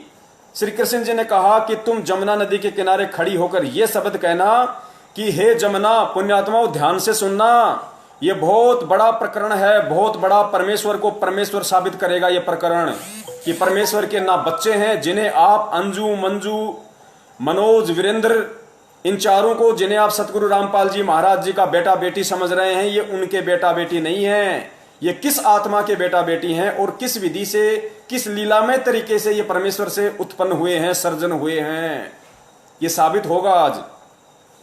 श्री कृष्ण जी ने कहा कि तुम जमुना नदी के किनारे खड़ी होकर यह शब्द कहना कि हे जमुना दरिया, यदि श्री कृष्ण जति हैं, जति यानी जिन्होंने भोग विलास नहीं किया, यदि श्री कृष्ण जति हैं और हमारे साथ भोग विलास नहीं किया तो हमें रास्ता दे दो। जब वापस आओ तो जमुना के किनारे कहना कि हे जमुना दरिया, यदि दुर्वासा ऋषि पवन आहारी हैं तो हमें रास्ता दे दो। सैकड़ों गोपियां भोजन के थाल लेकर चली। यमुना नदी के किनारे जब ये शब्द बोले कि यदि श्री कृष्ण गोपाल जति हैं और हमारे साथ भोग विलास यानी सेक्स नहीं किया है, फिर यहां परमेश्वर ने कोष्टक में जति क्या होता है उसका एग्जाम्पल दे रखा है। जति 2 प्रकार के होते हैं, एक तो जिसने कभी स्त्री भोग नहीं किया हो, पुण्यात्मा ध्यान रखना, सतगुरुदेव जी के ऊपर यही जति वाला उदाहरण पेश होगा आगे। एक जति वो होता है जिसने कभी भी स्त्री भोग नहीं किया हो, दूसरा जिसने अपनी पत्नी के अतिरिक्त अन्य स्त्री से कभी मिलन नहीं किया हो, तो हमें रास्ता दे दो। उसी समय जमुना नदी का पानी घुटनों तक आ गया, इतना गहरा रह गया। सब गोपियां नदी पार कर गई। फिर से जमुना दरिया किनारों तक भरकर बहने लगी। गोपियों ने जमुना पार करते ही वापस जमुना उसी वेग से बहने लगी। यह देखकर सभी गोपियों ने विचार किया, पुण्यात्मा देखना गोपियों ने क्या विचार किया। यह देखकर सभी गोपियों ने विचार किया कि श्री कृष्ण जी ने हमारे साथ अनेकों बार विलास किया है, श्री कृष्ण जी ने हमारे साथ अनेकों बार सेक्स किया है, भोग विलास किया है, शारीरिक संबंध बनाए हैं। यह कैसा चमत्कार है। सब गोपियां यह विचार करती हुई दुर्वासा ऋषि के आश्रम में पहुंची। ऋषि दुर्वासा के सामने भोजन का थाल रखकर भोजन खाने की प्रार्थना की। ऋषि ने कहा कि देवियों, मैं आहार नहीं करता, केवल वायु पर या एक तुनका दूब घास का खा लेता हूं। उपस्थित सर्व भक्तों ने यही बताया। तब गोपियों ने कहा कि ऋषि जी, हम बड़ी श्रद्धा के साथ भोजन बनाकर लाई हैं, आप भोग नहीं लगाओगे तो हमारा दिल टूट जाएगा। यह कहकर बार बार विनय करने लगी। तब ऋषि दुर्वासा जी ने सबका भोजन सारा का सारा खा लिया। गोपियों को आश्चर्य भी हुआ और अपने भोजन को खाने से मिलने वाले पुण्य से खुशी भी हुई और अपने गांव को चल पड़ी। यमुना दरिया पर आकर उनको याद आया कि क्या शब्द कहना है। उन्होंने कहा कि हे जमुना दरिया, यदि दुर्वासा जी पवन आहारी हैं, जो केवल वायु पर आधारित हैं, भोजन नहीं करते हैं, यदि दुर्वासा जी पवन आहारी हैं तो हमें रास्ता दे दो। उसी समय जमुना दरिया का पानी घुटनों तक रह गया। सभी गोपियां दरिया पार कर गई। फिर से यमुना दरिया उसी तरह भरकर वेग में बहने लगी। श्री कृष्ण जी ने गोपियों से पूछा, कहो कैसा रहा सफर। सब गोपियां मुस्कुराकर अपने अपने घर चली गई और बोली, आपको सब पता है। संत गरीबदास जी गांव छुड़ानी जिला जजर हरियाणा वाले को परमेश्वर कबीर जी ऐसे ही मिले थे जैसे सेठ धर्मदास जी को मिले थे। उनको भी सतलोक ले जाकर वापस छोड़ा था, उनको भी तत्व ज्ञान बताया था, उनका ज्ञान योग खोला था। संत गरीबदास जी ने अपनी अमृतवाणी में कहा है, पुण्यात्माओं, ये श्री कृष्ण जी की कथा का जिक्र आज से 300 साल पहले बंदी छोड़ गरीबदास जी महाराज जी ने भी अपने सदग्रंथ साहिब में लिपिबद्ध कर दिया था, केवल आज आप और हम इस बिचली पीढ़ी वाली पुण्यात्माओं के लिए, ताकि उनको अपने सतगुरुदेव जी में साक्षात कबीर भगवान के दर्शन हो, उनको अपने गुरु में किसी भी प्रकार का कोई मीन मेख दिखाई ना दें, उनके मन में यह तनिक भी शंका और भ्रम पैदा ना हो, ना कोई कर सके इस दुनिया में कि मेरा गुरु कबीर नहीं है, मेरा गुरु तो साक्षात ही कबीर है। 350 साल पहले गरीबदास जी महाराज जी ने भी सतग्रंथ साहिब में लिपिबद्ध कर दिया। और आज पूर्ण परमेश्वर सतगुरु रामपाल जी महाराज जी ने, जिन्होंने कबीर साहिब जी की भी भूमिका निभाई, आदरणीय गरीबदास जी महाराज जी की भी जिन्होंने भूमिका निभाई, और आज स्वयं साक्षात प्रकट है, उन्होंने भी इस कबीर सागर के सरलार्थ पेज नंबर 70 पे भी इस बात को लिपिबद्ध कर दिया, सिर्फ आप और हम जैसी अंध पुण्यात्माओं की आंखें खोलने के लिए। तो आदरणीय गरीबदास जी महाराज जी ने क्या लिखा है? गरीब कृष्ण गोपी का भोग कर, गरीबदास जी महाराज जी कह रहे हैं कि गरीब कृष्ण गोपी का भोग कर, श्री कृष्ण ने गोपिकाओं का भोग करके, उनके साथ भोग विलास करके, सेक्स करके भी, गरीब श्री कृष्ण गोपी का भोग कर फेर जति कहाया, जाकी गति पाई नहीं ऐसे त्रिभुवन राया। परमेश्वर ने साबित किया है कि श्री कृष्ण जी पुण्यात्माओं एक 3 लोक का एक विभागीय मंत्री भी नहीं कह सकते, क्योंकि जिस रूप में वो सर्जन थे वो श्री कृष्ण जी रूप में सर्जन थे। विभागीय मंत्री उनको श्री विष्णु रूप में कह सकते हैं। श्री कृष्ण जी जो श्री विष्णु जी के अंश अवतार थे, या काल भगवान के भी आप उनको अंश अवतार बोल सकते हैं, क्योंकि उन्हीं की प्रेरणा से ये सब काम होते हैं यहाँ पे काल लोक में। श्री कृष्ण जी ने गोपिकाओं के साथ, पुण्यात्माओं, वृंदावन की गोपिकाएं और उसके अतिरिक्त 16,000 वो औरतें जिनको वो एक राजा से युद्ध कर कर छीन कर लेके आए थे, उसके बाद भी परमेश्वर क्या कह रहे हैं कि गरीब श्री कृष्ण गोपी का भोग कर फेर जति कहाया। वो जति कहाए, जति जाकी गति पाई नहीं ऐसे त्रिभुवन राया। भावार्थ, श्री कृष्ण जी की रुचि स्त्री भोग करने की नहीं थी, यह कोई पूर्व संस्कार था, उनका निर्वाह किया था। श्री कृष्ण जी विद्वान थे, जानबूझकर विलास करना उनका उद्देश्य नहीं था। फिर आगे दुर्वासा ऋषि के विषय में लिखा परमेश्वर ने, ऋषि दुर्वासा तप करे, दुर्वा करे आहार, प्रेम भोज गोपियन का खाया तनिक लनाई वार। दुर्वासा पवन आहारी थे, सब भोजन खाया, श्रद्धालु की श्रद्धा पूर्ण कीनी, ताते भोग लगाया। पुण्यात्माओं, इस कथा से केवल हमें इतना ही सारांश लेना था। इस कथा से परमेश्वर ने यह साबित किया है कि श्री कृष्ण जी जो एक छोटी सी पावर थी, पुण्यात्माओं, परमेश्वर के तो पैर के नाखून के 1,00,000वें हिस्से के बराबर भी श्री कृष्ण जी नहीं है, और ना ही दुर्वासा ऋषि जी थे, क्योंकि ये सब भी उसी परमेश्वर से प्राप्त पावर से अपने सारे काम करते हैं। क्योंकि काल भगवान आप और हमारी भक्ति कमाई से टैक्स लेता है, गुरुदेव ने बताया, उस टैक्स से ही अपना सारा सिस्टम चला रहा है। इन आत्माओं से भक्ति करवा देता है ओम नाम की, इन आत्माओं से किसी जन्म में वो तप करवा देता है, उस तप के बदले फिर उनको इस तरह का जीवन दे देता है, इनकी महिमा बन जाती है। तो श्री कृष्ण जी जो एक छोटी सी पावर थी, पुण्यात्माओं, जब वो 16,000 औरतों के साथ में और वृंदावन की गोपियों के साथ में अनेकों बार भोग विलास करके भी जति कहला सकते हैं, तो फिर हमारे पूज्य परमेश्वर सतगुरु रामपाल जी महाराज जी तो स्वयं साक्षात पूर्ण ब्रह्म कबीर साहिब हैं, फिर वो जति क्यों नहीं कहला सकते? पुण्यात्माओं, श्री कृष्ण जी ने 16,000 औरतों के साथ भोग विलास किया था, गोपियों के साथ भोग विलास किया था, और उनके भोग विलास करने से उनके पुत्र भी उत्पन्न हुए, बेटे बेटियां भी उत्पन्न हुई। उन गोपियों को, उन 16,000 रानियों को पुत्र पुत्रों की भी प्राप्ति हुई। तो ये विचारणीय विषय है कि उन गोपियों की जो संतान थी, उनका बाप कौन कहलाया, उनका पिता कौन कहलाया, बिना भोग बिना सेक्स के वो बच्चे कैसे उत्पन्न हुए। उसके बाद भी आदरणीय गरीबदास जी महाराज जी ने उनको जति की संज्ञा दी है, सिर्फ और सिर्फ इसलिए कि इस कलयुग की पिछली पीढ़ी में जब भगत समाज के सामने ये सवाल खड़ा होगा, ये प्रश्न खड़ा होगा कि संत रामपाल जी महाराज जी ने तो शादी की है, स्त्री भोग किया है, उनके तो बच्चे हुए हैं, फिर वो परमात्मा कैसे हैं, तो उसका जवाब ये श्री कृष्ण जी की कथा है।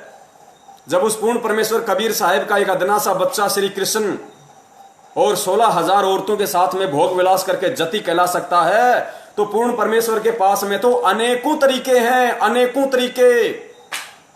पुण्यात्माओं, पूर्ण परमेश्वर कबीर साहिब अनंत कलाओं के भगवान हैं, अनंत कलाओं के भगवान। उन्हें भोग करने की क्या आवश्यकता पुण्यात्माओं। लेकिन लीलावश वो कुछ भी कर लेते हैं, असंभव परमेश्वर के लिए कुछ भी नहीं है। पुण्यात्माओं, परमेश्वर तो परमेश्वर होता है, उनके तो ना कोई लिंग होता है, ना कोई योनि होती है। लेकिन 650 साल पहले जब परमेश्वर आए, शिशु रूप में प्रकट हुए, तो उनको भी पुरुष इंद्री थी। क्योंकि मुसलमान भाई जब उनकी खतनी करने के लिए गए, तो परमेश्वर ने एक की जगह 5-5 इंद्री दिखाई उनको, 5-5। तो भगवान के तो इंद्री होती ही नहीं, इंद्री तो जीव के होती है। फिर कबीर साहिब जी की इंद्री क्यों थी? तो पुण्यात्मा, इसी लीला को हमें समझना है। हमें इसी उदाहरणों से, इन्हीं बातों से हमें सतगुरु रामपाल जी महाराज जी के ऊपर उन सब एग्जाम्पलों को केंद्रित करना है। गुरुदेव ने क्या कहा था कल, परमेश्वर ने जो वीडियो बनवाया था कि वो जो 9 पेज का जो लेटर आया था हिसार जेल से, भगत ए और भगत बी वाला, उसमें परमेश्वर ने यही तो बताया कि पुण्यात्माओं, सारी लीलाएं 650 साल पहले वाली चल रही हैं। तो पुण्यात्माओं, किसने भोग किया? जैसे सुदर्शन जी थे, सुदर्शन जी को तो मालूम भी नहीं कि पांडुओं की यज्ञ कौन सफल कर रहा है, और परमेश्वर उनका रूप बना के उनकी यज्ञ सफल करके आ गए। तो परमेश्वर है पुण्यात्माओं, उन्हें भोग करने की आवश्यकता नहीं है, ना वो कभी भोग करते हैं, ना उनके गुणों में और लक्षणों में है। इंद्रो माई का किस आत्मा के साथ में पूर्व जन्म का संस्कार था, उस संस्कार का निर्वाह परमेश्वर ने लीलामय तरीके से। पुण्यात्माओं, हमें शरीर वरीर दिखाई नहीं देते, हमें इंद्रो माई को अवश्य लगा, क्योंकि जीव को महसूस नहीं होगा ये सब। जिस प्रकार उन गोपियों को महसूस नहीं हो रहा था, जिस प्रकार उन गोपियों को पता नहीं पड़ा, उन गोपियों को महसूस नहीं हुआ, उन्होंने कभी भी ये मन में नहीं लाए कि श्री कृष्ण के अलावा हमारे साथ किसने भोग किया होगा क्या। वो तो आश्चर्य में पड़ गई कि श्री कृष्ण ने तो अनेकों बार हमारे साथ भोग विलास किया है, ये कैसा अचरज हो गया।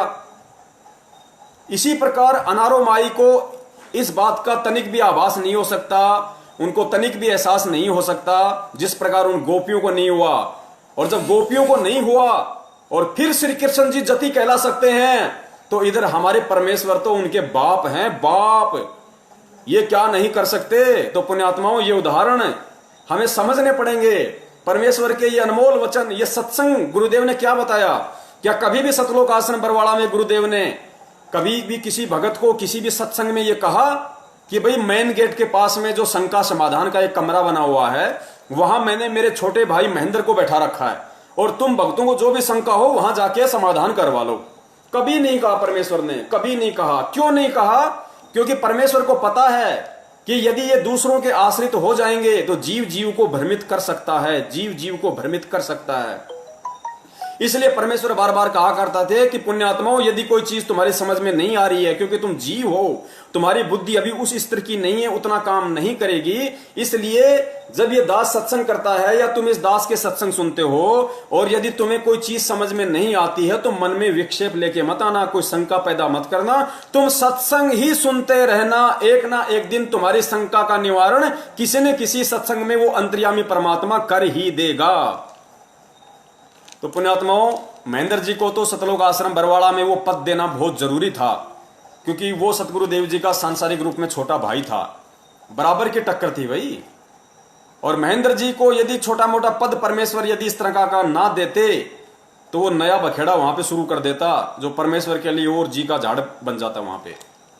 इसलिए उसके मन की तृप्ति के लिए, उसके पाखंडवाद को बढ़ावा ना मिले, उसके मन की तृप्ति हो जाए, वो थोड़ा सा न्यूट्रल हो जाए, निष्क्रिय हो जाए, इसलिए उसको अन्य भक्तों से बढ़कर मान सम्मान जबरन दिया गया वहां पे। परमेश्वर अंतर्यामी है, परमात्मा को सब पता है कि कौन भगत क्या बखेड़ा खड़ा करेगा, संगत में कुसंगत कौन है, कब वो भगत संगत में बांस बन के खड़ा हो जाएगा, खुद भी जलेगा और दूसरों को भी जलाएगा। तो ये उन भगत भाइयों की शंका का निवारण हो गया होगा पुण्यात्माओं। और दूसरा पुण्यात्माओं, हम विचार करें इन सब बातों पे, जो भी हमारे भगत भाई बहन 8 सितंबर 2020 को भगवान का जन्मदिन मनाने जा रहे हैं। अब शर्म तो उनको नहीं आएगी, क्योंकि जब परमेश्वर बुद्धि देंगे तभी उनके समझ में आएगी, और बुद्धि देने में तो परमेश्वर ने कोई कमी छोड़ी नहीं। तो जाहिर सी बात है उनका कोई पिछला संस्कार ही कमजोर है, माड़ा है, जिस वजह से वो ज्ञान को आधार नहीं बना पा रहे। पुण्यात्माओं, विचार करो, विचार करो। हम जिस परमात्मा कबीर साहिब जी का, आप भूल जाओ संत रामपाल जी महाराज जी को। पुण्यात्माओं, हमारे लिए संत रामपाल जी महाराज जी को भूलने का मतलब, जो दास आपको बोलना चाह रहा है उसका मतलब ये ना समझ लेना आप लोग कि अपने गुरुदेव को भूल जाओ। संत रामपाल जी महाराज जी एक जो ओवरकोट हैं, जो एक शरीर हैं, जो कबीर परमेश्वर ने उस शरीर को जो माध्यम बनाया है, दास उसकी बात कर रहा है। उसके अंदर जो आत्मराम है, जो हमारा कबीर परमात्मा है, जो सौद स्वरूपी राम है, तेज पुंज वाला है, मैं उसकी बात कर रहा हूं कि हमने उनको याद रखना है। वो केवल एक माध्यम बने हुए हैं वर्तमान में, ओवरकोट पहन के संत रामपाल जी महाराज जी के स्वरूप का। तो पुण्यात्माओं, हमारे लिए ठीक है, वो तो माध्यम वो बना के रखेंगे इस काल लोक के विधान के अनुसार। तो दास ये कहना चाह रहा था कि दास के घर में कबीर साहिब जी का जो फोटो हम मानते हैं कि ये परमात्मा का फोटो है, ये उनका चित्र है, नहीं पुण्यात्माओं। दास अपने घर में कबीर साहिब जी का जो दाढ़ी मूछ वाला फोटो वो नहीं रखता। दास अपने घर में केवल अपने परम पूज्य सतगुरु रामपाल जी महाराज जी का ही एक मात्र फोटो रखता है, अन्य किसी का फोटो नहीं रखता है। क्योंकि परमेश्वर कहते हैं कि एक साधे सब सदें और सब साधे सब जाए, माली सींचे मूल को फले फूले घाए। और एक आत्मा के दो पति नहीं हो सकते, नेवर कदापि।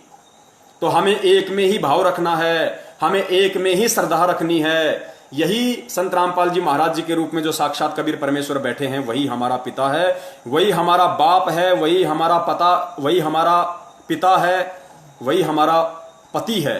इसके अतिरिक्त हमने अन्य की कोई आस्था रखनी ही नहीं। अरे परमेश्वर के तो असंख्य रूप हैं। एक कबीर साहिब जी की फोटो हम क्यों लगाते हैं? मुनिंद्र ऋषि की लगाओ, करुणामय जी की लगाओ, केशव बंजारे की लगाओ, वो तो समस्त वेद के रूप में भी आए थे, वो तो गरीबदास जी महाराज जी के रूप में भी थे, वो तो ईसा मसीह के रूप में भी बाद में अपनी भगत की महिमा को बनाए रखने के लिए प्रकट हो गए थे। वो तो मंसूर का रूप धारण करके भी शहर में घूम रहे थे, हजारों मंसूर बन के। स्वयं साक्षात वो कबीर परमेश्वरी तो था। तो पुण्यात्माओं, हमने केवल वर्तमान में जिससे हमारा बेड़ा पार होना है।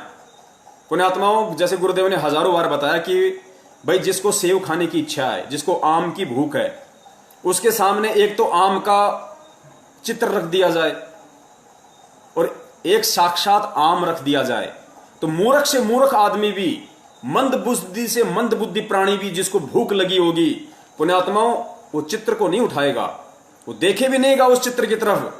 वो तो उस आम को उठाएगा तुरंत और छील छाल के तुरंत खा लेगा अपनी भूख मिटाने के लिए। तो पुण्यात्माओं, आप और हम पुण्यात्माओं को भक्ति की भूख है, भक्ति की भूख, हमें सतलोक जाना है। और हमारा आम, जीता जागता आम वक्त गुरु संत रामपाल जी महाराज जी है, जिससे हमारी वो प्यास मिटेगी, वो भक्ति की भूख मिटेगी। उस चित्र से नहीं मिटेगी। वो चित्र ना आज हमें सत्संग सुना सकता, वो चित्र ना आज हमारी शंकाओं का निवारण कर सकता, वो चित्र ना हमें लाभ दे सकता, वो चित्र ना हमारा कोई मार्ग दर्शन कर सकता, वो चित्र ना हमें कोई आशीर्वाद दे सकता, और ना उस चित्र से हमारा कोई काम सर सकता। तो उस चित्र का हमारे जीवन में क्या यूज? कोई यूज नहीं है। उस चित्र का यूज केवल संत रामपाल जी महाराज जी के लिए था, कबीर को भगवान साबित करने के लिए, आप और हमारे से, जगत वालों से देवी देवताओं की भक्ति छुड़वाने के लिए, हटवाने के लिए। उनकी मजबूरी थी, उनको वो चित्र आधार बनाना था कि परमात्मा कबीर जी हैं जो 650 साल पहले आए थे। उसके अलावा उस चित्र का आप और हमारे जीवन में वर्तमान में कोई महत्व नहीं, कोई औचित्य नहीं है। यदि हमारे जीवन में कोई महत्व है तो केवल कबीर साहिब जी की वास्तविक फोटो जो आज संत रामपाल जी महाराज जी के रूप में वो हैं, उनसे हमारे पाप कटेंगे। परमेश्वर ने कभी नहीं कहा कि भाई कबीर जी के फोटो के दर्शन करने से हमारे पाप कर्म कट जाएंगे। नहीं, परमेश्वर क्या कहते हैं? कबीरा दर्शन साधु का, मुख पर बसे सुहाग, दर्श उन्हीं को होते हैं जिनके पूर्ण भाग। और कबीरा दर्शन साधु का, परमात्मा आवे याद, लेखे में वो है गड़ी, बाकी के दिल बर्बाद। साधु दर्शन, साधु की याद, तो साधु बनके आज कौन आया है? कबीरा दर्शन साधु का, तो हमारे लिए साधु कौन है? साधु रूप में कौन आया है? साहिब से सतगुरु भय, सतगुरु से भय साध। वो परमेश्वर ही तो खुद साहिब है। साहिब से वो सतगुरु की भूमिका करता है, और सतगुरु से बनता है फिर साध।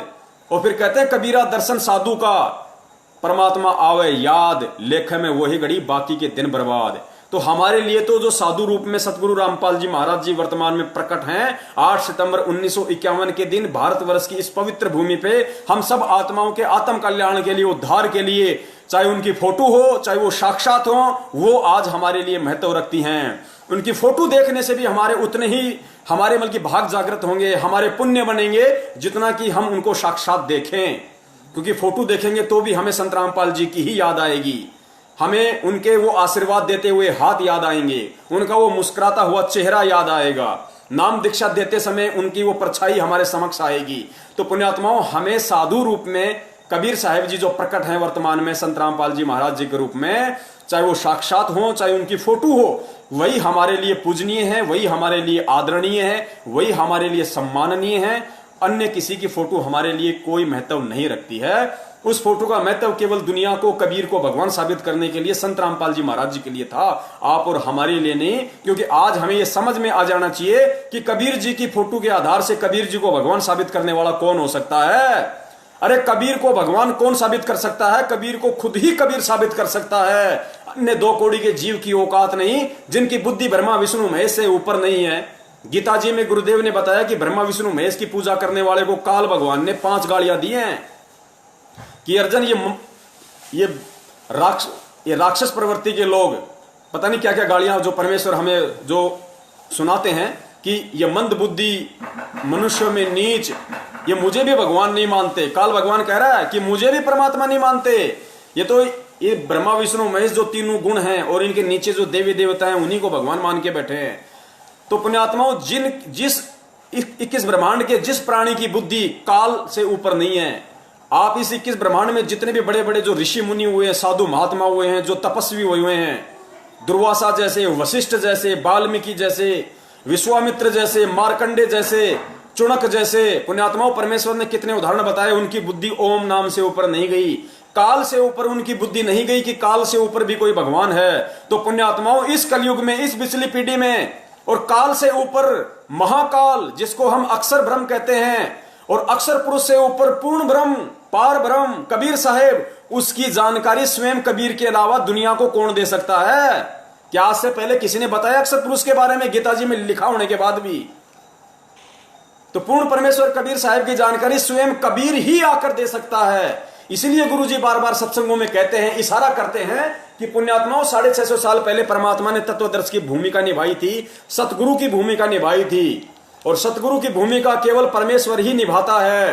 तत्वदर्शी संत की भूमिका केवल परमात्मा स्वयं ही निभाता है। अपने द्वारा रची गई सृष्टि की सही सही जानकारी वो कबीर साहब स्वयं ही आकर यहां देता है। और आज क्या कह रहे हैं परमेश्वर कि खुलकर कह रहे हैं, सीना ठोक के कह रहे हैं परमेश्वर, मेरे पूज्य गुरुदेव संत रामपाल जी महाराज, कि पुण्यात्माओं, ये कोई अहंकार नहीं, ये कोई बड़ाई नहीं। 10 रुपए के नोट पे यदि ये लिखा होता है कि मैं धारक को 10 रुपए अदा करने का वचन दे देता हूं, तो उसका अहंकार नहीं है, क्योंकि वो है 10 रुपए का नोट। तो संत रामपाल जी महाराज जी कहते हैं कि पुण्यात्माओं, आज इस 21 ब्रह्मांड में इस रामपाल दास के अलावा कोई तत्वदर्शी संत नहीं है, कोई सतगुरु नहीं है। पुण्यात्माओं, ये जितने भी संत हैं, ये पंथ हैं, चारों शंकराचार्य हैं, मठाधीश हैं, मंडलेश्वर हैं, दुनिया भर के बैठे हैं, गांव गांव में, शहर शहर में, ये भागवत करने वाले, रामायण करने वाले। क्या आज तक किसी ने कहा कि इस पूरे 21 ब्रह्मांड में हमारे अलावा कोई संत नहीं है, कोई भगवान नहीं, कोई तत्वदर्शी नहीं, कोई सतगुरु नहीं? इनकी हिम्मत नहीं कहने की, इनके मुख से नहीं निकल सकता। और पुण्यात्मा विचार कर लेना, ये जितने भी संत महंत हैं, ये सब मां के गर्भ से जन्म लेके आए हैं। इस दुनिया में जितने भी प्राणी हैं, इस 21 ब्रह्मांड में, चलो सबसे पहले हम इस पृथ्वी लोक की बात करते हैं पुण्यात्माओं। इस पृथ्वी लोक पे जितने भी प्राणी हैं, वर्तमान में एक सतगुरु रामपाल जी महाराज जी को छोड़ के, क्योंकि वो स्वयं परमात्मा है, पीव है, उनके अलावा इस पूरी पृथ्वी पे सब के सब जीव हैं। ये चाहे कितने ही बड़े बड़े महात्मा बने बैठे हों, शंकराचार्य बने बैठे हों, इनकी औकात नहीं कि ये अपने माँ बाप को उपदेश दे सकें, ये अपने माँ बाप से दंडवत प्रणाम करवा सकें, इनकी औकात नहीं है, क्योंकि ये जीव हैं, इनकी हैसियत हो ही नहीं सकती, इनकी बुद्धि वहां तक जा ही नहीं सकती, ये कर्म करने की इनके अंदर वो पावर आ ही नहीं सकती, इनके अंदर वो हौसला, वो विश्वास पैदा हो ही नहीं सकता। तो पुण्यात्माओं, इस पूरी पृथ्वी का ये इतिहास है, इस पूरी पृथ्वी का ये इतिहास है कि संत रामपाल जी महाराज जी के अलावा पुण्यात्माओं परमेश्वर 650 साल पहले भी आए थे, लेकिन नीरू नीमा ने कभी उनको दंडवत नहीं किया, क्योंकि गुरुजी ने बताया कि वो कभी उनको परमात्मा नहीं मानते थे। वो जब भी कहा करते थे कि मैं परमात्मा हूं और तुम मेरे बच्चे हो और भक्ति करो, मेरे से नाम लो, तो नीरू नीमा कहते थे हट मारूंगी, भग जा यहां से, बड़ा आया भगवान बनने वाला, हमारा भगवान बनेगा ये। तो पुण्यात्माओं, यही स्थिति आदरणीय गरीबदास जी महाराज जी के साथ में थी। तो पुण्यात्माओं, आज संत रामपाल जी महाराज जी ही वो अकेले एकमात्र इकलौते संत हैं पूरे विश्व में जिनके माता पिता उनको दंडवत प्रणाम आश्रम में किया करते थे। ये पहचान होती है पूर्ण परमेश्वर की, वरना एक 2 कौड़ी का जीव अपने माँ बाप से कभी दंडवत नहीं करवा सकता। किसी की औकात नहीं है पुण्यात्माओं इस पूरी सकल सृष्टि में। ये औकात केवल उसी की होती है जो स्वयं परमेश्वर होता है, और उस परमेश्वर के आगे ऑटोमेटिक, चाहे माँ बाप हो, चाहे भाई बंधु हो, चाहे कोई कितना ही बड़ा कोई सेठ हो, चाहे महात्मा हो, उनको झुकना ही पड़ता है उस परमेश्वर के आगे। जैसे 5 पांडव और श्री कृष्ण महाभारत के बाद जब वो अश्वमेध यज्ञ कर रहे थे, तो श्री कृष्ण जी तो राजा था, युधिष्ठिर भी राजा था, 5 पांडव राजा के भाई थे, और सुपथ सुदर्शन रूप में एक वाल्मीकि जाति के रूप में परमेश्वर वहां झोपड़ी में वाल्मीकि की जगह, सुपथ की जगह जाके बैठ गए। श्री कृष्ण जी समेत 5 पांडवों ने दंडवत प्रणाम किया, क्योंकि परमेश्वर कहते हैं कि चुंबक के आगे लोहे की औकात नहीं है, उसको नीचा होना ही पड़ता है, उसको झुकना पड़ता ही पड़ता है। तो पुण्यात्माओं, ये एक बहुत जबरदस्त ये प्रमाण है भक्तों के लिए। जगत हो सकता है इस चीज पे यकीन ना करे अभी, क्योंकि पुण्यात्माओं परमेश्वर से जुड़ने का हर आत्मा का संस्कार है। देखो, हमारे परम पूज्य सतगुरुदेव जी 1994 से नाम दीक्षा दे रहे हैं। इस दास ने 12 अप्रैल 2013 को ही नाम दीक्षा क्यों ली? आप जैसे भगत भाइयों ने 2014 में, 2013 में, 2012 में, किसी ने 2000 में, किसी ने 2004 में ही नाम दीक्षा क्यों नहीं ली? 1994 से नाम दीक्षा क्यों नहीं ली? क्योंकि हमें मालूम भी नहीं पड़ा कि पृथ्वी पे कोई परमात्मा भी है क्या, परमात्मा भी होता है क्या, भगवान भी होता है क्या। लेकिन जब हमारा उस परमेश्वर से जुड़ने का संस्कार आया, वो समय आया, वो निश्चित दिन आया, तो हमें भगवान का भी ज्ञान हो गया, हमें सत्संगों की महत्वता भी समझ में आने लगी, हमें भगवान की जानकारी भी हो गई, और भगवान ने किसी न किसी को निमित्त बना के, चाहे टीवी के माध्यम से, चाहे पुस्तक के माध्यम से, चाहे किसी सत्संग के माध्यम से, चाहे किसी भाई बहन के माध्यम से, किसी को भी निमित्त बनाया उस परमेश्वर ने, और अपनी शरण में ले लिया, खींच लिया। क्यों? क्योंकि हमारा समय आ गया था, वो ठीक का समय आ गया था। तो पुण्यात्माओं, ठीक के समय के बिना कुछ भी नहीं घटित होगा यहाँ पे। तो हो सकता है उन जगत वाले भाई बहनों को जो देख रहे होंगे, हो सकता है उनको ये बातें पल्ले ना पड़ रही हो। वैसे तो आत्मा वो भी परमात्मा की हैं, समझ में तो उनके भी थोड़ा थोड़ा अवश्य आ रहा होगा, लेकिन फिर भी उनको अच्छी तरीके से समझ में जब आएगा जब वो परमेश्वर के सत्संग सुनना शुरू कर देंगी। यूट्यूब पे संत रामपाल जी महाराज जी के सत्संग आप वहां पे सर्च कीजिए, उनके नाम से ढेरों सत्संग आ जाएंगे। आप जी सुनिए वहां पे कुछ दिन, और परमेश्वर दया करेंगे, फिर आप जी के समझ में आने लग जाएगा कि हम कहां जी रहे हैं। तो पुण्यात्माओं, दूसरी बात ये जो दास कहना चाह रहा था, और लगता है मोबाइल की बैटरी जाने वाली है, तो परमेश्वर दया करें, पहले लगा लेते हैं, अपन वो गलती ना करें जो गलती परमात्मा ने पहले करवाई थी। परमात्मा ने नहीं करवाई, दासू से हो गई, मुंह से निकल गया, लग गया। और अब पुण्यात्माओं, इसके अलावा जो एग्जाम्पल जो दास देने जा रहा है सतगुरुदेव जी की सत प्रेरणा से, उनके आशीर्वाद से, उसको जरा गौर से सुनना, और रात को जब सोओ तो सोने से पहले 5 मिनट उस पर विचार करना।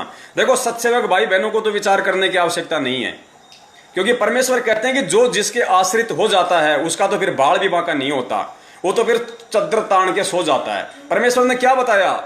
परमेश्वर ने मीन का उदाहरण दिया, फिश का, मछली का। गुरुदेव ने बताया कि मछली जल के आश्रित होती है, और जल उसको इतनी छूट दे देता है, उसको इतनी स्वतंत्रता दे देता है कि चाहे पानी की कितनी ही तेज धारा बह रही हो, मछली विपरीत धारा में और ऊपर चढ़ जाती है, जहां से पानी गिर रहा है उस फॉल के ऊपर चढ़ जाती है। उस बहाव में मछली यूं करती करती करती उल्टी चढ़ जाती है। क्यों? क्योंकि पानी ने उसको छूट दे रखी है, पानी ने उसको स्वतंत्रता दे रखी है, उसको पूरी सिक्योरिटी दी हुई है कि तुम मस्त होके खेल, मस्त होके ना, तेरा बाल भी बाका नहीं होगा। क्यों? क्योंकि वो मछली उस पानी के आश्रित है, उसके बिना वो जीवित नहीं रह सकती, उसके बिना उसके जीवन का कोई उद्देश्य नहीं, कोई मकसद नहीं, कोई सार नहीं, कोई सारांश नहीं, कोई निष्कर्ष नहीं। तो पुण्यात्माओं, हम जो सत्सेवक हैं वो हम कोटि कोटि दंडवत प्रणाम करते हैं अपने परम पूज्य सतगुरु देव जी का, कोटि कोटि उनका धन्यवाद करते हैं, उनका आभार व्यक्त करते हैं कि परमेश्वर ने अपना सत्य ज्ञान देके और पिछले जन्मों में हमारे मजबूत भक्ति संस्कार बनाए, ताकि वर्तमान में आज हम उनको पहचान पा रहे हैं, हम उनको समझ पा रहे हैं, हम उनको परमात्मा स्वीकार कर रहे हैं हृदय से। तो परमेश्वर ने सत्सेवकों को तो भाई मछली की तरह खुली छूट दे रखी है, हमारे को तो कोई मीन मेख नहीं है किसी भी प्रकार की। और फिर गुरुदेव ने क्या बताया कि हाथी कितना बड़ा होता है, जब पानी की तेज धार आती है तो हाथी भी बह जाते हैं, मगरमच्छ भी बह जाता है। क्यों? क्योंकि वो पानी के आश्रित नहीं है। मगरमच्छ घंटे 2 घंटे भी जल से बाहर रह लेता है, सो लेता है, जी जाता है, लेकिन मछली नहीं रह सकती। इसलिए मगरमच्छ रहता तो पानी में है, लेकिन वो पानी के आश्रित नहीं है। इसी प्रकार सतलोक आश्रम मैनेजमेंट हरियाणा और उनके पीछे लगे हुए लाखों की संख्या में हमारे जो भगत भाई बहन हैं, गुरुदेव ने क्या बताया उस लेटर में कि ये लोग समर्पित तो हैं, लेकिन आध्यात्मिक ज्ञान इनको संपूर्ण नहीं है, जिस कारण से इनकी श्रद्धा, इनके भाव मेरे अंदर नहीं बन रहे। सत्सेवकों को मेरे अंदर कबीर दिखाई देता है और मैनेजमेंट यानी भगत ए को मेरे अंदर रामपाल दिखाई देता है, जिसमें जमीन और आसमान का अंतर है। उस 9 पेज के लेटर में परमेश्वर ने खुलासा किया है। तो पुण्यात्माओं, हमें कोई शंका नहीं है, हमें तो परमेश्वर उस लायक बना रहे हैं कि जिनको शंका है उनकी शंकाओं का निवारण करवा रहे हैं। परमेश्वर हम तुच्छ जीवों को, जिनकी कोई औकात नहीं, पुण्यात्माओं, उनको निमित्त बना रहे हैं लाखों के भगत समाज को संदेशा दिलवाने के लिए कि हम परमेश्वर को परमेश्वर माने। 650 साल पहले हमने जो महाभूल, महागलती की कि हम परमात्मा को परमात्मा नहीं मान पाए, आज वो गलती करने से हम बचें। 8 सितंबर सन 2020 को संत रामपाल जी महाराज जी का एकमात्र सतलोक आश्रम मैनेजमेंट हरियाणा के कहने से हम उनका जन्मदिन मनाने से हम बचें, अपने कर्म फूटने से बचें। बहुत सारे भगत भाई कहते हैं कि भाई सतलोक आश्रम मैनेजमेंट हरियाणा तो गुरुदेव ने बनाया है, परमात्मा ने तो बनाया मैनेजमेंट, गुरुजी ने तो बनाया मैनेजमेंट, फिर हम उनकी बात क्यों नहीं माने? तो भैया, काल भगवान को भी तो परमात्मा ने बनाया था, काल भगवान को भी तो परमात्मा ने बनाया, गुरुदेव ने बनाया है। फिर तुम काल भगवान की बात क्यों नहीं मानते? ओम नाम का बोल के उच्चारण क्यों नहीं करते? तुम लोग ये तप क्यों नहीं करते? डले क्यों नहीं ढोते? उसकी बात क्यों नहीं मानते? गुरुदेव ने बनाया है मैनेजमेंट को, गुरुदेव ने बनाया है काल भगवान को, लेकिन गुरुदेव ने अपना विधान भी बताया है कि जो मेरे मर्यादाओं के जो खिलाफ चले, जो मेरे ज्ञान को आधार बना के ना चले, उनसे तुम्हारा कोई मेल नहीं होना चाहिए, उनसे तुम्हारा कोई संपर्क नहीं होना चाहिए, चाहे तुम्हारा कितना ही निजी हो, तुम्हारा कितना ही प्रिय क्यों ना हो। गुरुदेव कहते हैं परम शक्ति संगीतम रिद्धि सिद्धि दाता सोही, अविगत गुण अतितम सत्य पुरुष निर्मोही। जिस प्रकार वो परमेश्वर निर्मोही है इस भक्ति मार्ग में, चाहे उनका कितना ही निजी हो, चाहे वो किसी भी कुल में, किसी भी परिवार में लीला में तरीके से वो प्रकट हो, चाहे वो किसी को अपनी माँ कहते हो, अपना पिता कहते हो, अपना भाई कहते हो, अपनी औरत कहते हो, अपने बच्चे कहते हो, कहते हैं वो निर्मोही परमात्मा है। परम शक्ति संगीतम रिद्धि सिद्धि दाता सोही, अविगत गुण है अतितम सत्य पुरुष निर्मोही। यदि उसकी भक्ति के खिलाफ कोई भी चलेगा तो उसका बक्कल ही उतरेगा, वो मोक्ष प्राप्त नहीं कर सकता। बक्कल उतरने का मतलब ये नहीं कि उसकी गर्दन कट जाएगी आज ही, नहीं। जब मोक्ष नहीं होगा तो काल भगवान अनेकों तरीके से गर्दन काटेगा, कभी गधा बना के, कभी मुर्गा बना के, कभी बकरा बना के। वो गर्दन ही उठाता है, वो बक्कल ही उतारता है फिर। तो आगामी जो एग्जाम्पल परमेश्वर और दिलवाने जा रहे हैं अंतिम, क्योंकि पुण्यात्माओं 2 दिन हमारे पास में और शेष है, परमेश्वर छोटे छोटे वीडियो बनवाएंगे। हो सकता है आज भी हमें सतगुरु प्रगट दिवस कैसे मनाना है, किस विधि से मनाना है, क्या करना है, हो सकता है आज भी हमारे पास समय ना बचे, इसलिए परमेश्वर उसके लिए कल का दिन निर्धारित करेंगे। उससे पहले एक छोटा सा संदेशा परमात्मा दिलवा देते हैं, ताकि हमें यकीन हो कि वास्तव में 8 सितंबर 1951 के दिन पूर्ण ब्रह्म परमेश्वर वो कबीर साहब सतगुरु रामपाल जी महाराज जी के स्वरूप में जन्म लेकर नहीं बल्कि प्रकट हुए हैं। प्रकट पुण्यात्माओं, काल भगवान हम सब उनको अच्छी तरीके से जानते हैं, हमारा ही बड़ा भाई है। उसी के पीछे लगकर हमने ये महाभूल की थी, अपने पिता से हमने सतलोक में गद्दारी की थी, जिसका परिणाम हम कुत्ते गधे 84 लाख योनियों में भोग कर काट रहे हैं। आज परमेश्वर ने सद्बुद्धि दी, सत्प्रेरणा दी, किसी संस्कार की वजह से अपनी शरण में लिया। अहो भाग्य हम सब आत्माओं का, हम सब कोटि कोटि आभारी हैं परम पूज्य गुरुदेव के। तो पुण्यात्माओं विचार करो जब से वो काल भगवान इस सृष्टि में आया है, आप और हमारे से पहले आया था। दुर्गा और काल भगवान सबसे पहले 21 ब्रह्मांड में आए थे यहाँ पे। उसके बाद फिर सबसे पहले उन्होंने हम आप और हमारे को शब्द से उत्पन्न किया। गुरुदेव ने बताया कि सबसे पहले तो आप और हम जितने भी आत्माएं हैं, इनको दुर्गा ने शब्द शक्ति से उत्पन्न किया, मैथुन क्रिया से नहीं किया था। जब इसकी शब्द शक्ति समाप्त हो गई तो फिर इसने इनको क्या बोलते हैं, इनको ब्रह्मा विष्णु महेश को निमित्त बनाया। और गुरुदेव कहते हैं कि आपने सुना होगा कि ब्रह्मा जी के नाक से इतने जीव उत्पन्न हुए, मुंह से इतने हुए, कान से इतने हुए, क्योंकि इसके पास में शब्द शक्ति थी। और जब इसकी शब्द शक्ति समाप्त हो गई तो फिर काल भगवान ने इस सृष्टि में मैथुन क्रिया शुरू की है। उसके बाद अरे गुरुदेव ने क्या बताया कि जब ब्रह्मा विष्णु महेश का जब जन्म हो रहा था, उनका कमल के फूल पे लेटा हुआ था, उस समय गुरुदेव ने क्या बताया कि मधु और कैटब आ गए। अब बताओ कहां से आ गए? मधु और कैटब कहां से आ गए? उन्होंने कहां से जन्म लिया? उसको दुर्गा ने, गुरुदेव ने बताया कि मधु और कैटब को दुर्गा ने अपने शब्द शक्ति से उत्पन्न किया था, ब्रह्मा विष्णु महेश को यह जनाने के लिए कि तुम पूर्ण परमात्मा नहीं हो, तुम कोई बहुत बड़ी कोई पावर नहीं हो, कल को तुम्हारे अंदर अहंकार आ जाए, अभिमान आ जाए। और उनका बाप काल भगवान,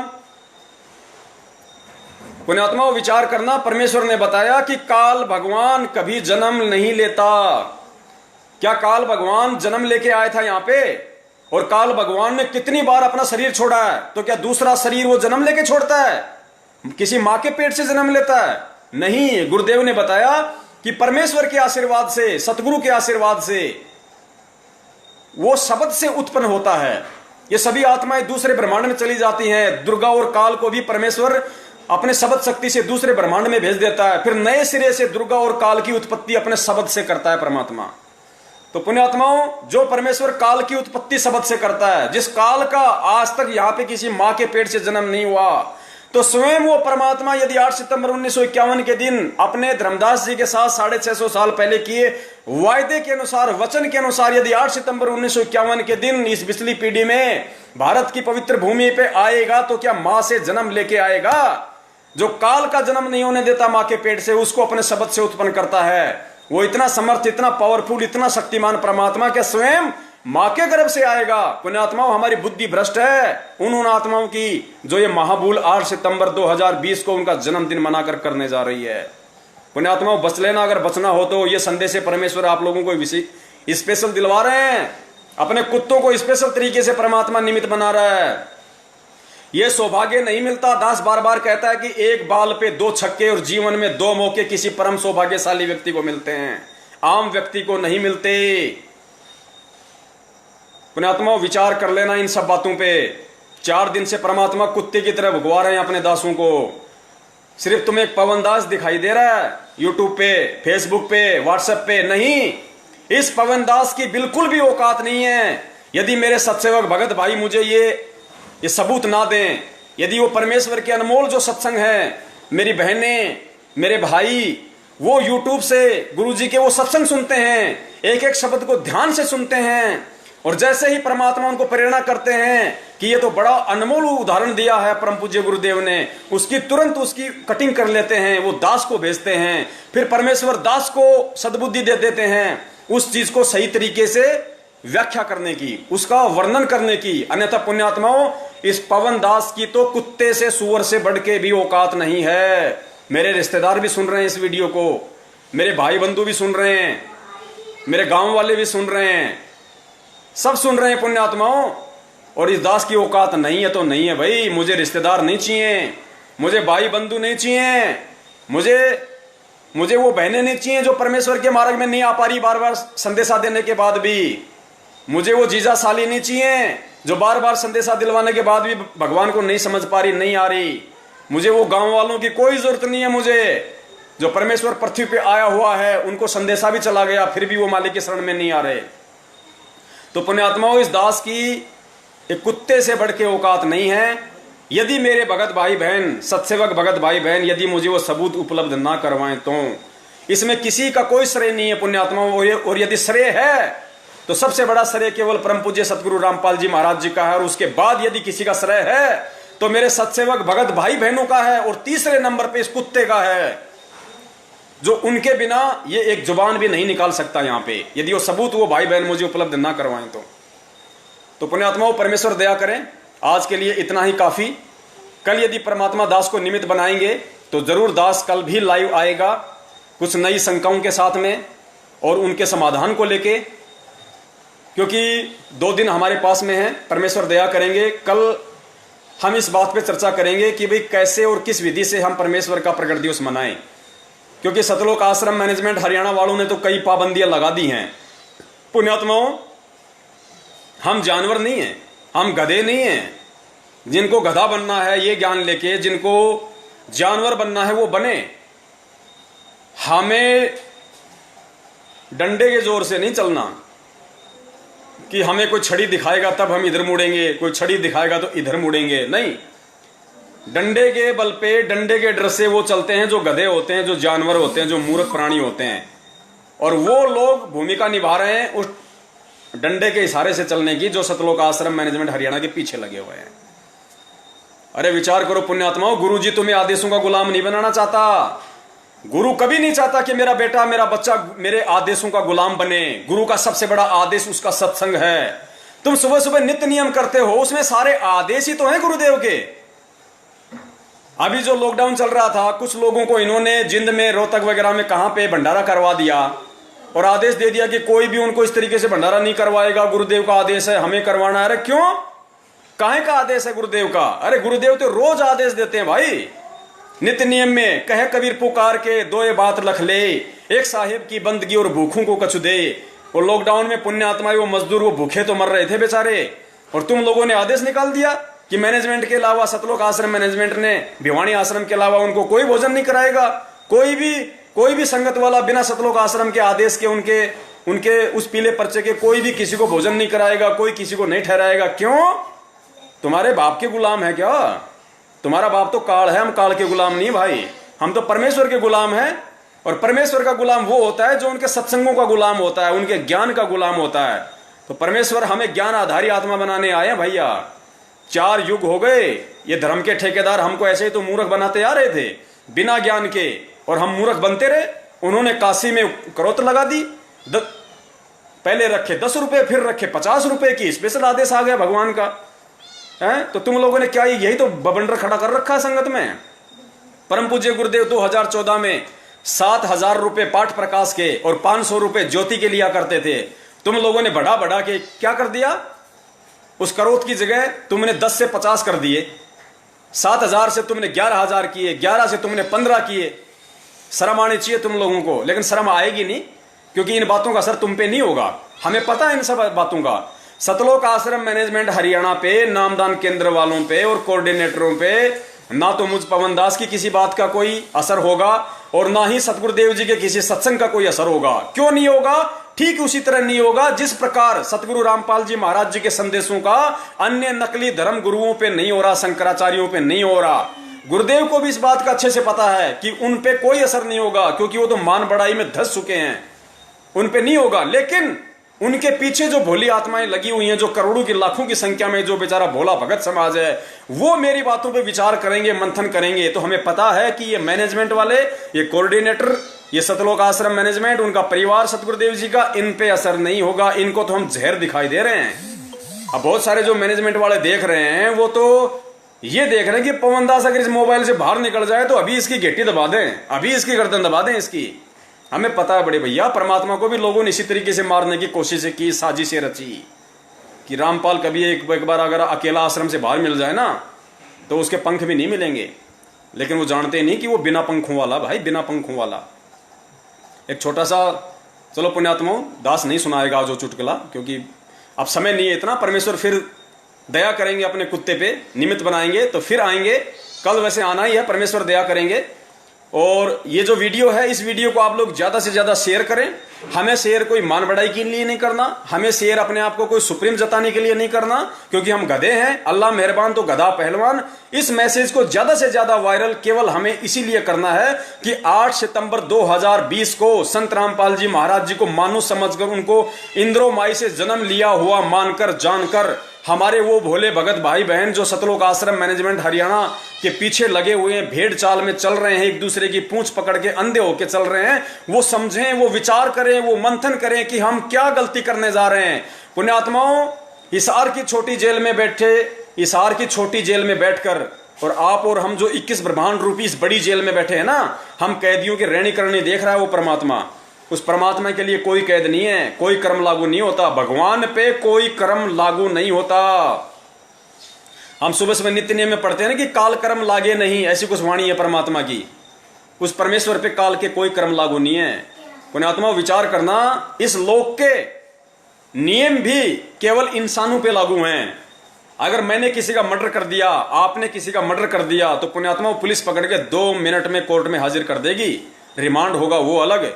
और यदि 2 सांड आपस में लड़ रहे हैं और बीच में कोई आदमी आ गया और सींग उसको लग गया, वो मर गया, तो उस सांड को कोई जज के सामने प्रस्तुत नहीं करता, कोई पुलिस पकड़ के उसको लेके नहीं जाती कि साहब इसने तो उस आदमी, उसको रामचंद्र को मार दिया इसने।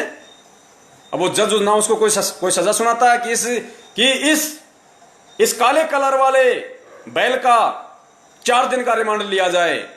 वो बैल उनका रिमांड ले लेगा अगर उन्होंने रिमांड ले लिया तो पुण्यात्मा, जब इस काल लोक में और जानवरों पे नियम लागू नहीं है, जानवरों पे वो कर्म लागू नहीं है जो इंसानों पे कर्म लागू हैं, तो सोचो उस पूर्ण ब्रह्म परमेश्वर पर कैसे लागू हो सकता है? उस पे लागू नहीं होगा। क्यों? क्योंकि कर्म लागू उस पे होते हैं जो मां के गर्भ से जन्म लेके आता है।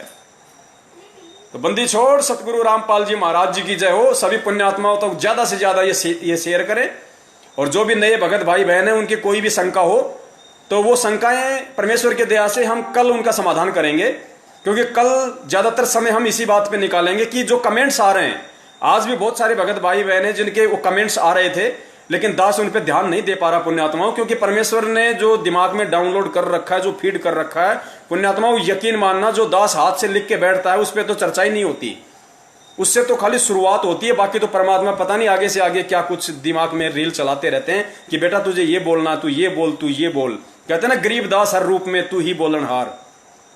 तो परमेश्वर ही आगे से आगे सारा पिक्चर को चलाते हैं। लेकिन फिर भी हम कल परमेश्वर से अरदास करेंगे, हम विनती करेंगे अपने पूर्ण ब्रह्म से कि हमारे भगत भाई बहन जो कमेंट्स में अपने जो शंकाएं जाहिर करते हैं, हो सके तो हम उनका भी समाधान करें, क्योंकि परमेश्वर ने हमें ये आदेश दे रखा है। जब हम नाम दीक्षा लेते हैं तो सत्संगों में भी कई बार सतगुरुदेव जी कहते हैं कि भाई देखो, हर बार हर सत्संग का जिक्र मैं यहाँ सत्संग में नहीं कर सकता, और आप लोग भी हर सत्संग को अटेंड नहीं कर सकते हो। इसलिए जो भी शंका होती है, आप अन्य जो भगत हैं, जो पुराने भगत हैं, आप उनके संपर्क में रहो, उनसे भी आप इन बातों को पूछ सकते हो। तो परमेश्वर दया करें, उसी आदेश को, उसी अधिकार को काम में लेते हुए, वरना हमारी तो कोई औकात नहीं है किसी की शंकाओं का समाधान करने की, लेकिन परमेश्वर के उस सत्संग रूपी आदेश के अनुसार हम उसका यूज करते हुए कल हो सकता है हम जो कमेंट्स में कुछ भगत भाइयों की जो शंकाएं होंगी उनका परमेश्वर निवारण करवाएंगे। तो बंदी छोड़ सतगुरु रामपाल जी महाराज की जय हो। सत साहिब।